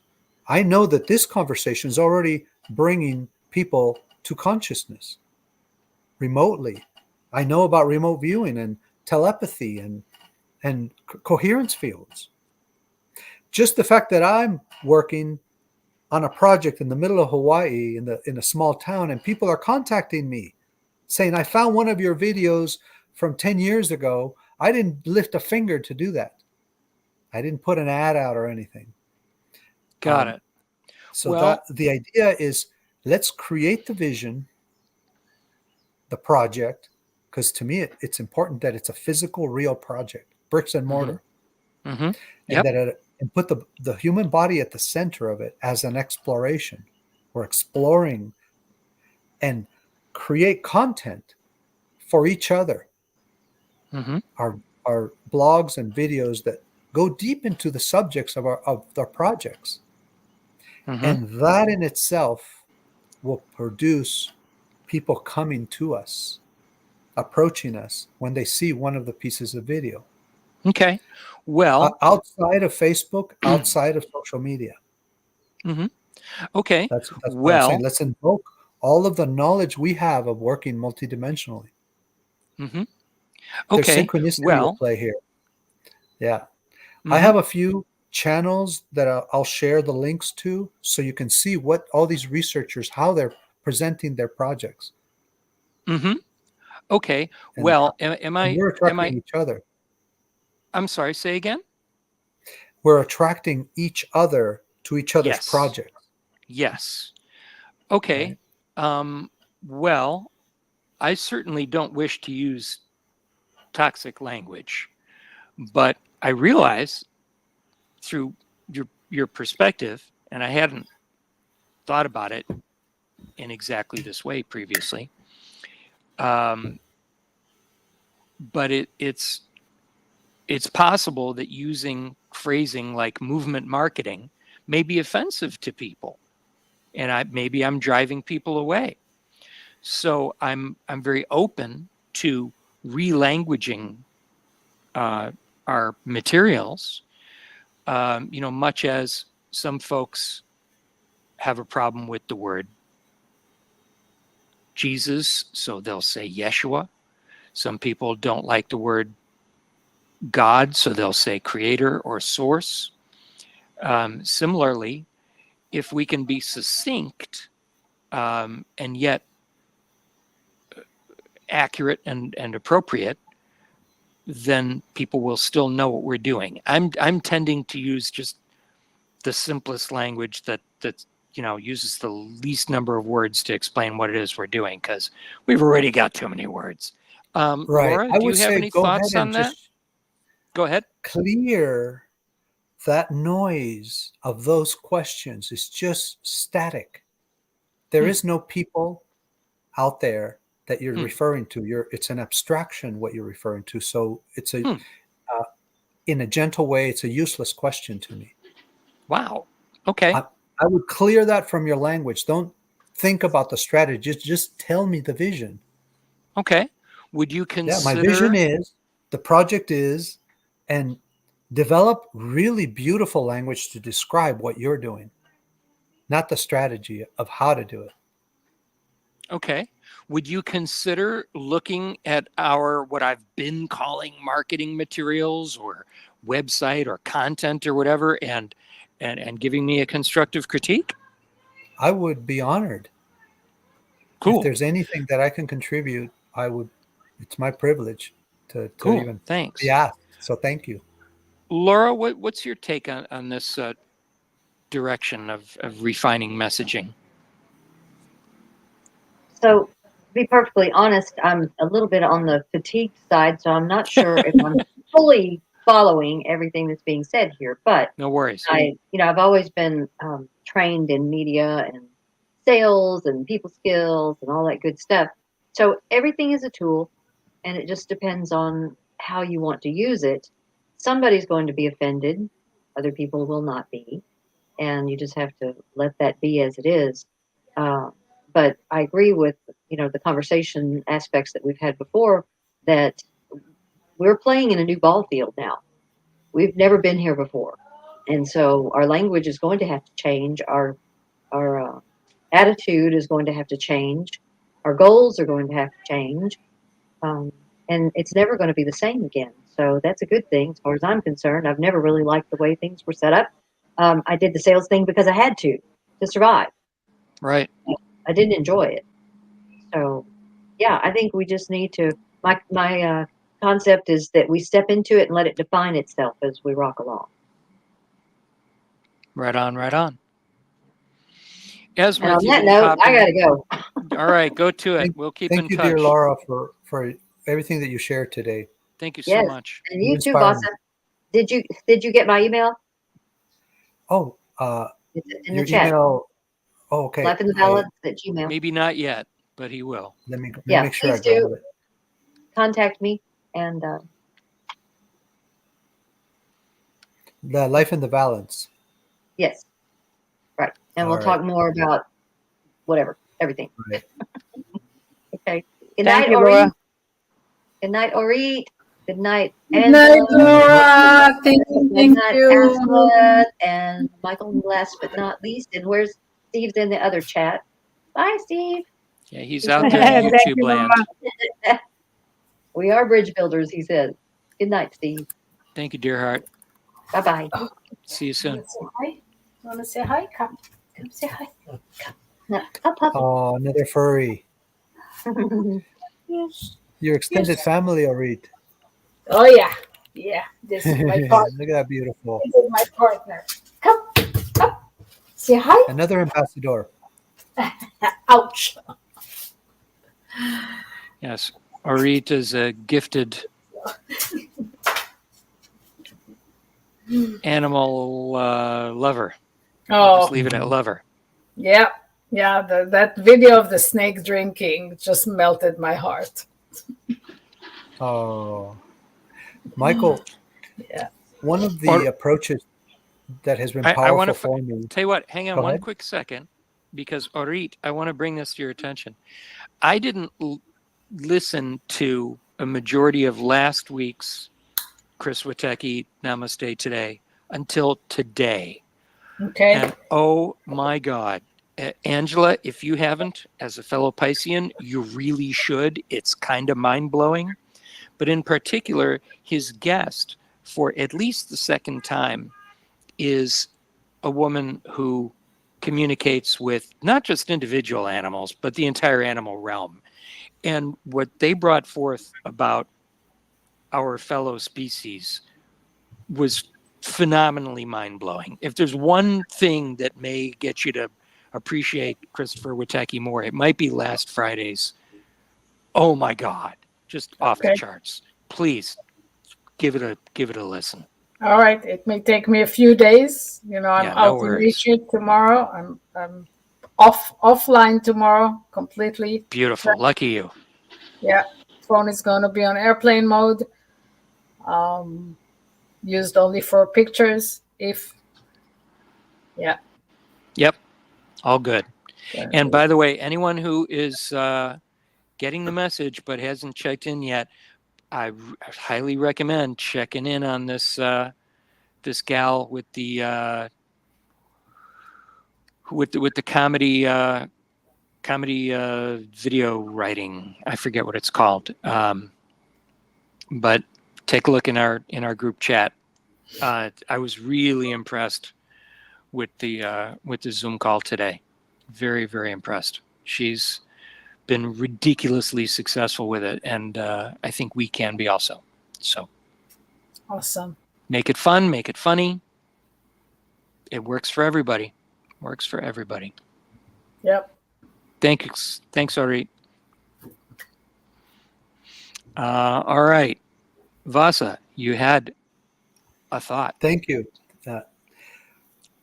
One of the approaches that has been very successful for me is that whenever I share an image or words or video, they are an example of what I'm creating. That means they're a technology in themselves. Like my Sure. illustrations, the graphic design that I do are technologies that are part of the entire methodology of what I'm creating. So are the words. The way I write and describe, or the way I present, is a technology into itself. It is the methodology. Sure. So I don't separate, over here I got marketing material and over here it's what I'm doing.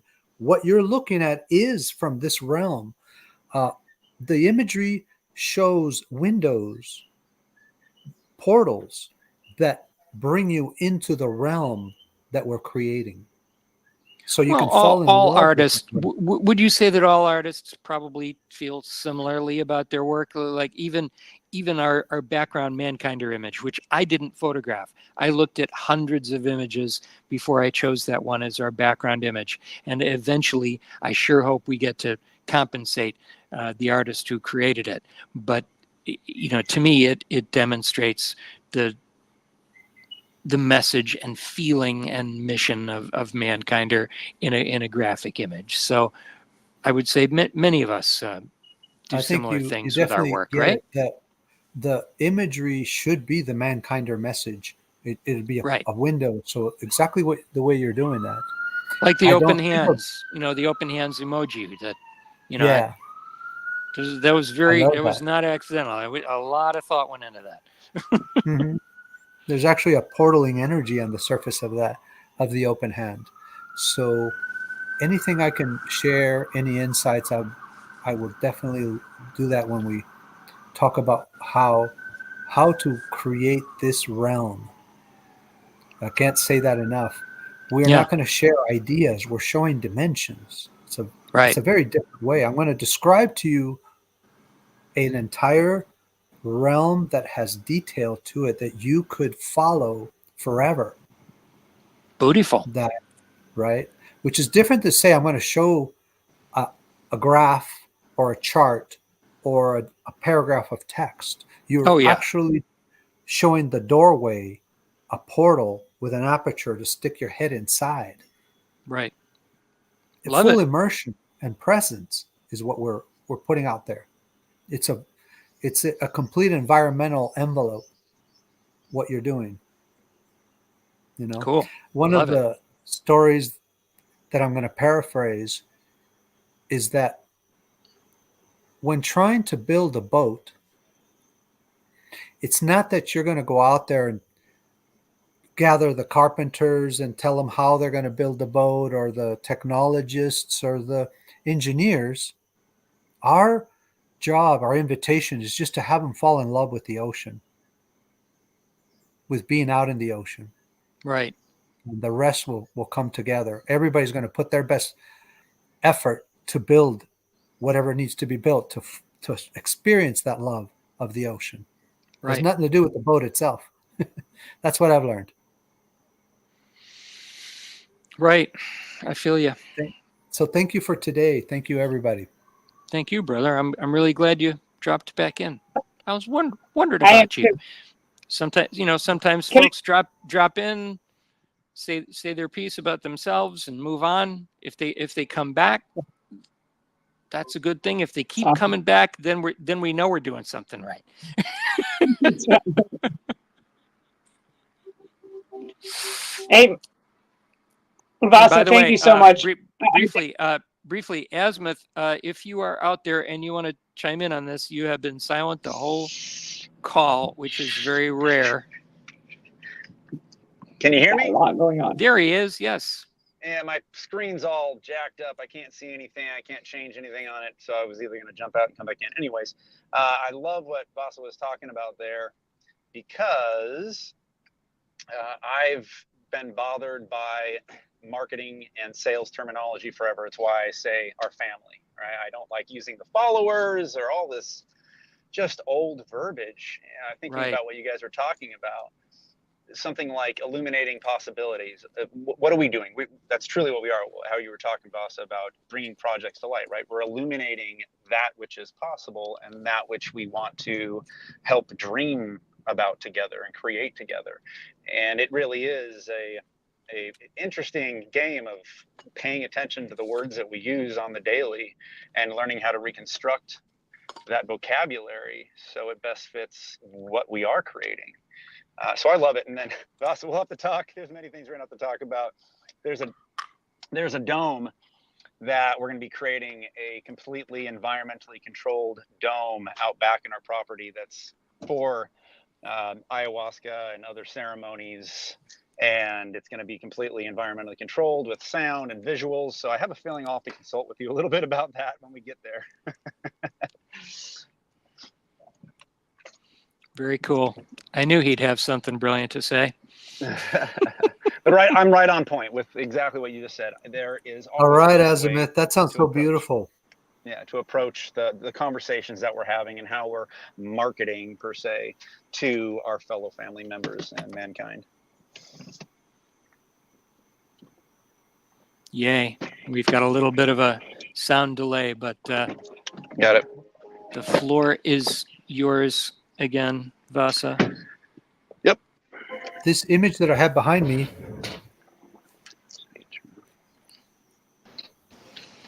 Yes. something I'm designing called the Coherence Pod. Ah, It's a small icosahedral dome that you assemble in your living room as a meditation space to go a little bit to resonate with what Azimuth was sharing. And it's also a projection space. I mean, you put a projector and the image is all the way around you. So you're in this beautiful environment in your living room or out in your garden. And there's several accessories I'm designing with it, a little plasma lamp or a laser projector with stars, like a planetarium. And it's really designed for you to be in a little private sacred space within all the noise of your house or the city. But I like illustrations that merge worlds. As you can see, the pod is merging into the living room, her meditative state. And balance, harmony, and coherence are attributes of that geometry. So it's not so much fancy marketing material, just bring people into that world, have a sense of presence. it's going to be interesting because we are trying to, or we are dedicated to addressing a very broad range of what I call strong souls. And that's about as simplified as I can get it. Strong souls. And some want absolutely no technology. So our mankind or background image is as simple as can be. It's sky and hills, grass, clouds, trees. That's it. There's the implicit earth, air, water, and I guess you could say fire because there's sunlight. So it's intentionally non-technological. And yet, I'm using technology to get this message to you. So, I tell people all the time, I'm using this iPhone to tell you why you shouldn't. It's a paradox, but that's where we're at. We're still using the technology to find each other because we're spread out and divided worldwide. And I think it's Let's create a an little bit of intentional language strategy that we're divided by. But to so some distinguish. people are going to love the technology stuff, and we're going to want to give them healthy technology, right? That is coherent, etc. So I love that you're on that end of things. Go ahead. I would love to create a dimension where organic, energetic, natural intelligence lives. That's the true technology. Angela, you're already there. When we're talking about light, sound, magnetism, gravitics, thought energy, crystal energy, plasma, coherence, intention, that's the technology I'm talking about. Right. Not electronics or machinery. And that's something to invite into the conversation. Mankind is a technology. It's an energy. It's a substance. Right. And we should deal in substances and in the atomic structure of things and the technology of the body, not the electronic machinery, gears and bolts and nuts. So, and I'm not really worried about the people who are not or liking or not jiving with technology. If you walk into a room and demonstrate inverse gravitics, teleportation, portal opening, who's going to question? It's built into the body, right? So I would say don't, as an invitation, it's a soft invitation to consider. Don't cancel yourself. Don't be cancel culture of you. Right. Because your hesitance to be acquiescent to there is no everybody. Pleasing a fictitious, abstract audience. Right. One of the things that I healed myself from is trying to respond to investors and board members. They're an abstract, difficult, impossible, non-existent bunch of me. I don't care about board members or investors. Right. It's the same for audiences. As somebody who's created messages for different industries, I never worry about audiences. Like, who's my target audience? I'm just speaking to me and God, and that's it. The earth is my only client, really. I'm just speaking to the earth. I know it's an extreme point of view. I'm aware of that. But when I speak about technology, I'm talking about the organic presence of the soul in this body, in this dimension. Well, yeah, because the body is technology also. Somebody designed it. It was designed. So yeah,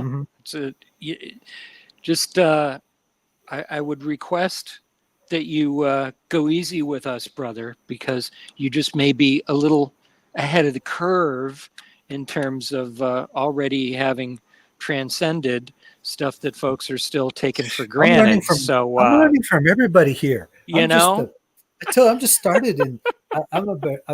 If you want to say a neophyte, a beginner. But what I really love is the vision to step into this reality completely equipped and present. As somebody who's a sci-fi nut, I used to love sci-fi. I don't like it anymore. I'm with you. I'm with you. I used to have trouble with the bad guys always having the best equipment, the best outfits, the best technology, and the bad guys were always this ragtag bunch of resistance fighters in the apocalypse world. I don't subscribe to any of that. Now we know why, right? When one of our angelic bodies walks into a space, let me tell you, I know what walks into that room. An entire civilization comes through my mouth. And when someone says we're going to have a meeting, I show up prepared, researched, and ready to present. with solutions. I never show up without something. It might be a little bit overpowering for people, but we need true creators creating with us. Thank you, Steve. That's it.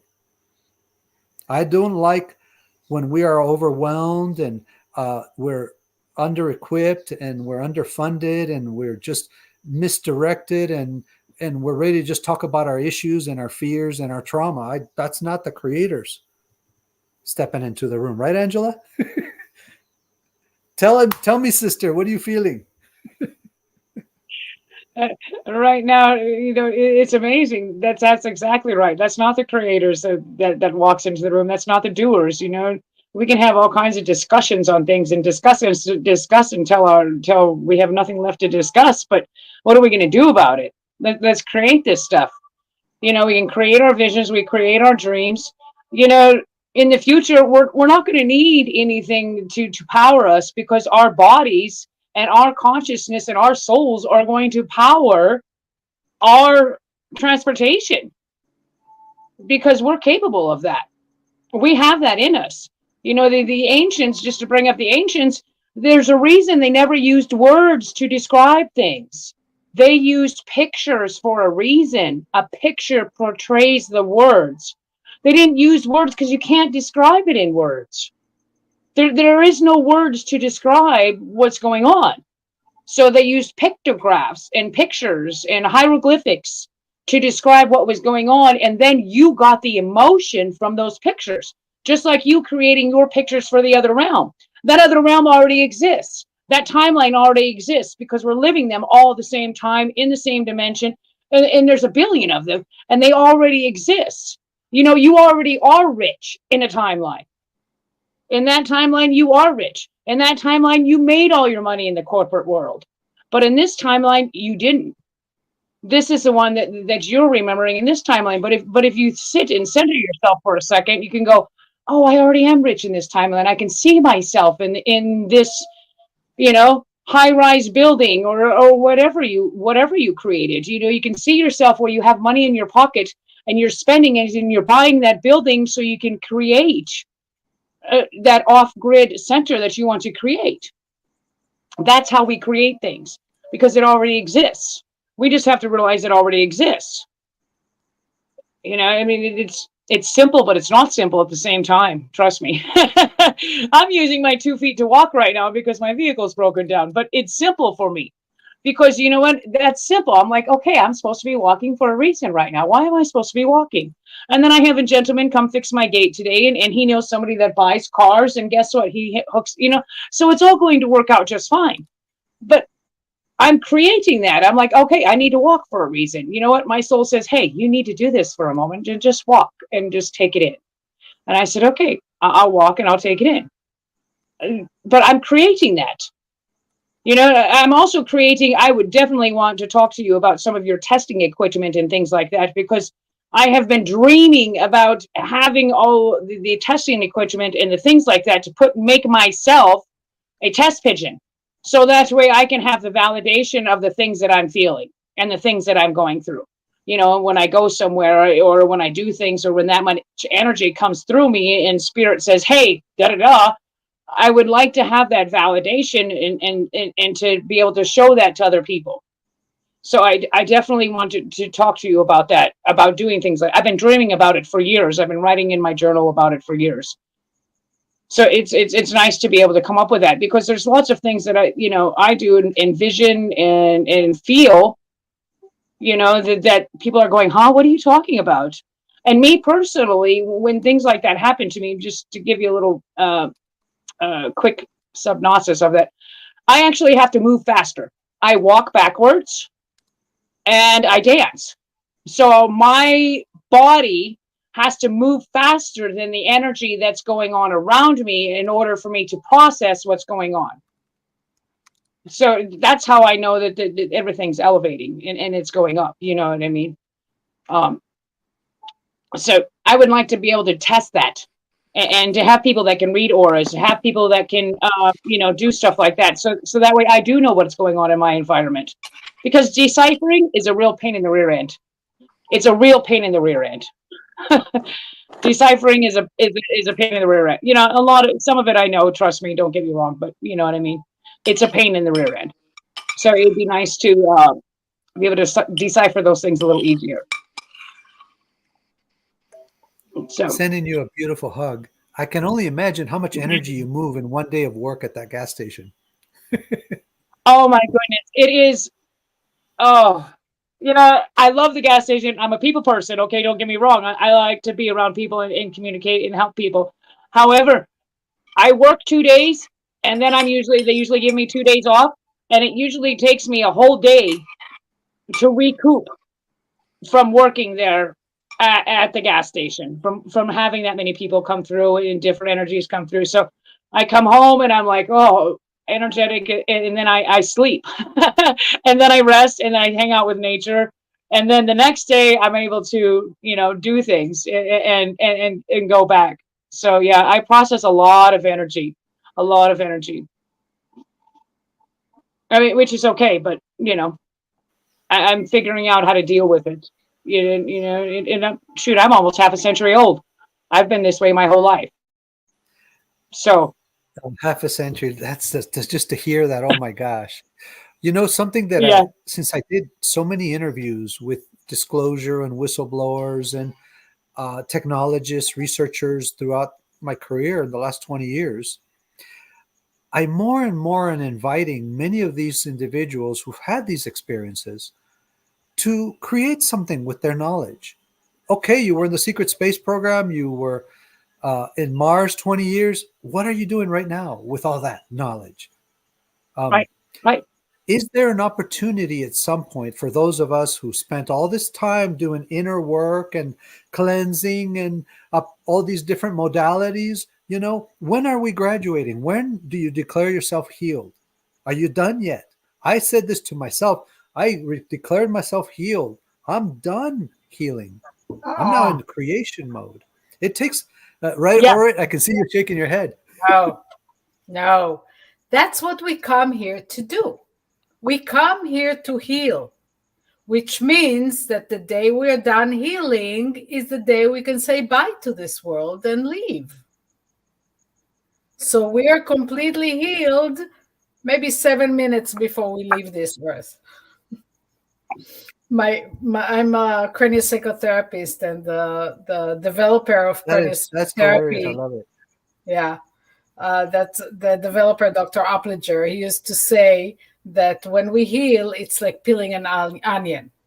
It's a layer and another layer and another layer and another layer. And the day you get to the core and there are no more layers to peel, he says you have 7 more minutes. Because that is what we came here to do. So no. And those people who say you cannot be a healing facilitator, I don't like the term healer. The healer is the guy on my healing table that I help. They are the healer, right? So as a healing facilitator, some people say you cannot be one until you do your healing. Yeah, you have to be at least starting your healing, but if we waited until we were completely healed, we will never help anyone else. We can never be a facilitator because how much can you do in 7 minutes? 7 minutes and you're blinded by your own light. Yeah, kind of. The core. Yeah. You're in the singularity of the supernova, and it's like you're not going to be able to do anything other than watch. Right. God itself. I feel that we come here with 2 missions. One mission is what we contribute to the world, and the other mission is how much we heal. Yeah. And it's up to us. It's totally up to us. Deep stuff. I've learned a lot from you, dear heart. Yeah, it took me tomorrow 69 years to do it, to learn it. So, yeah. Oh my gosh, that's right. Tomorrow's your birthday. Yes. Oh my wow, gosh. you have that perspective now of a decade ahead, because when you're 50, just turning 60, you have no clue what that's about. So Yeah. I Yes. can't even imagine what happens in the 70s. I don't know. I'll get there in a year. Right now, Yeah. I'm entering my last year of 60 something. Congratulations. And I don't feel one day older than 40. So You have so much energy. You are just like a continual current of energy. I feel it. thank you. I appreciate that. Yeah, it took me years to cultivate that. But yeah, I'm there. It feels really, really good to be able to hold that energy and to hold it for others too. Feels good for us too. Thank you. I'm glad. I wish I were there this weekend, but I'm not there yet. It's okay. You'll get her when it's time. Maybe for my I'm not associating with that part of my life any longer, but maybe for my Jewish calendar birthday, which is I think in 3 weeks, something like that. Yeah.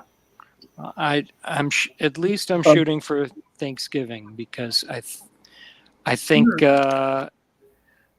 didn't We can do something. Yeah.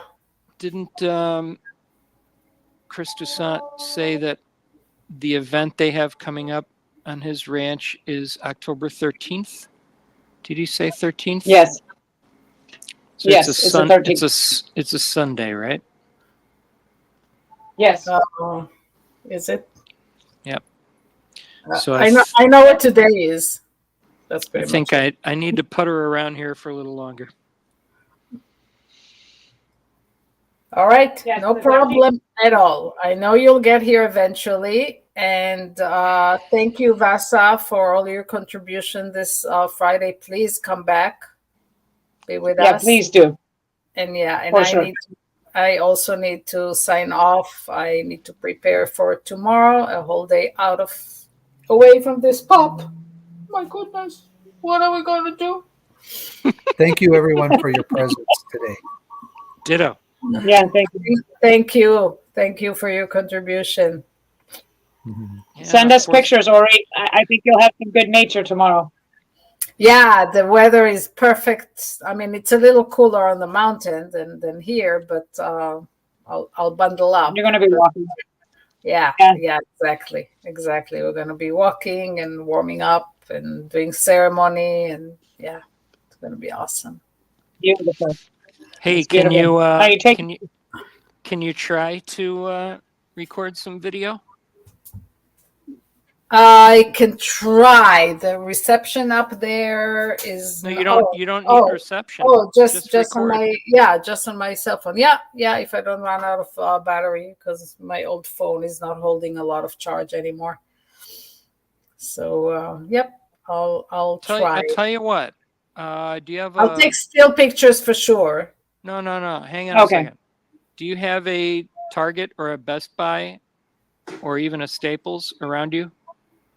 Nearby? Yeah, but I will not have time to go anymore because JT is arriving around 9, and we're heading because the trailhead is 2 hours from my house, so we have some driving to do. Even if I had something there for you to pick up as a birthday present, you wouldn't be able to? Oh, no, I need gas too. If I'm driving, I don't know who's driving yet. I should be able to record at least a short one because I can charge it on the way in my car. I can keep it on charge. Yeah. There you go. Keep in mind, I don't care what we call it, communications, marketing, whatever. And we lost Fernando Vasa. But no, he signed off. He was ready to sign off. He was ready to sign off. Yeah. Whatever we call it, the more I have, the more we can connect people to you. Yeah. Okay. Understand? Yep. Yeah. Traditionally, we do not take videos of ceremonies. We only take still pictures when the ceremony is over, when it's done. So I'll do that, Right, like sure. just like I did when you participated. Yeah. But yeah, I may be able to Hi. take some videos of my mountain, my Apu. Yeah. Yeah, for A sure. little bit of You can take a little video hi, before you start. hi, Beautiful. hi. We're here. It's beautiful. I love my daughter. Yeah. I love you, Mom. Happy birthday. Here's what it means to me, and that's it. Yeah. All right. Yeah, and I always stop to do some offering at the trailhead anyway to ask permission to enter. So maybe we can do that. It's been like pulling teeth getting Christopher Toussaint, who's a filmmaker, to do that of himself for himself. Yeah. But I asked often enough that, eventually he started to do it. So just kept asking. Yes. Yep. So I only have today to Yeah. ask you for tomorrow. Right. Yeah. There you go. We'll have more. You'll get us a little video. Yeah, and we'll have more opportunities to do stuff. By the way, I have 2 people interested in the Dying Consciously workshop. It's only in person though, so. But we need 2 more, and anyone interested, please reach out because it's called Dying Consciously, the greatest journey of life, and it is a workshop about life. It's only in person though? Yeah, it's only in person. Yeah. I offer only one workshop on combination mix of both, which is the art of shamanic journeying, because there are no initiations and there are no exercises per se. Everyone does their own thing. So that one, and it's a great introduction also to the work. So that one, I offer both in person and online. Everything else is in person because most of the workshops include initiations, and I will not transmit initiations online. It's just not who I am. Some of my teachers do, but not. But you can promote it online, right? Oh, absolutely. Okay, so I would recommend any local group or freedom group on Telegram and Facebook. I would promote it. Okay. Yeah. And go old fashioned, or and make a couple flyers and hang them up around. That too. Yeah, I do that, and my flyer is also posted on Facebook and Instagram and all of those. Yeah. The thing is that these 2 girls already expressed their interest in the workshop before, but we're not able to do the last one. So between the 2 of them, I gave them choices of dates, and they need to decide on the date first, and then I'll start promoting it.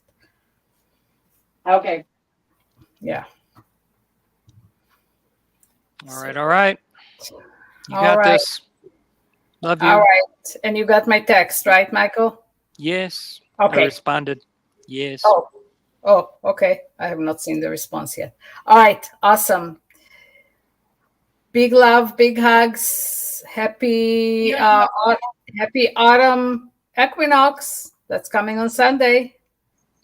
Happy birthday. 22nd, isn't it? That's Sunday, yes. Oh my goodness. This year is 22nd. Yes. I will sing That's more later.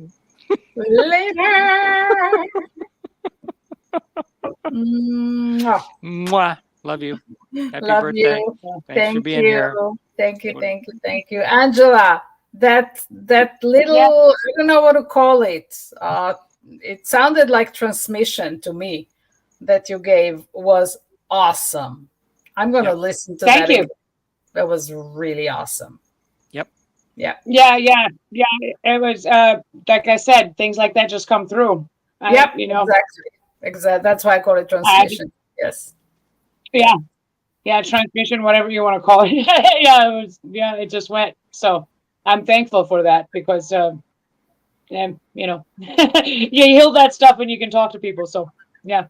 And it was so obvious. it was so obvious that it's coming through you and not from you, because it was not even your style of speech. It was a different I know. style of speech. Mm. Yeah. Exactly. The transmission. That's what I tell people. I'm a channel. They're like, what are you talking about? I said, I'm a channel. Yeah. You know when it's coming from me because my speech is different. And they're like, what are you talking about? I said, no, I'm a channel. I do it at the gas station constantly with people. People ask me questions and the channel, and they just get the message that they need. So, they're like, okay. Yep. And they're like, oh, now I get it. Yeah. So, yeah. And so, Michael, you want to know why it's hard for me to create videos? That's exactly why, because transmissions come through. Okay. That's why I need someone else here to hold the camera when the transmission comes through. Now you can, okay. Tripod. So there you go. Yeah. Well, I got one, and the gimbal, it works too. But when you're walking around the yard, and all of a sudden it comes, you're going, yeah. That's why you're getting a beautiful. wireless microphone, and hopefully the gimbal that can track you. Yeah, hopefully. Yeah. Ah, Love and Yeah. gratitude. love you more. Mwah. Love you. Bye. Pleasant dreams, dear heart. Thank you. Thank you. Bye. Are you all right, Michael? Yeah. Good. Even through technological difficulties, you did well. Good job. Thank you very much. I'll figure it out as I You're go welcome. along. All right. And we're wrapping it up. Wave the Mankinder wave.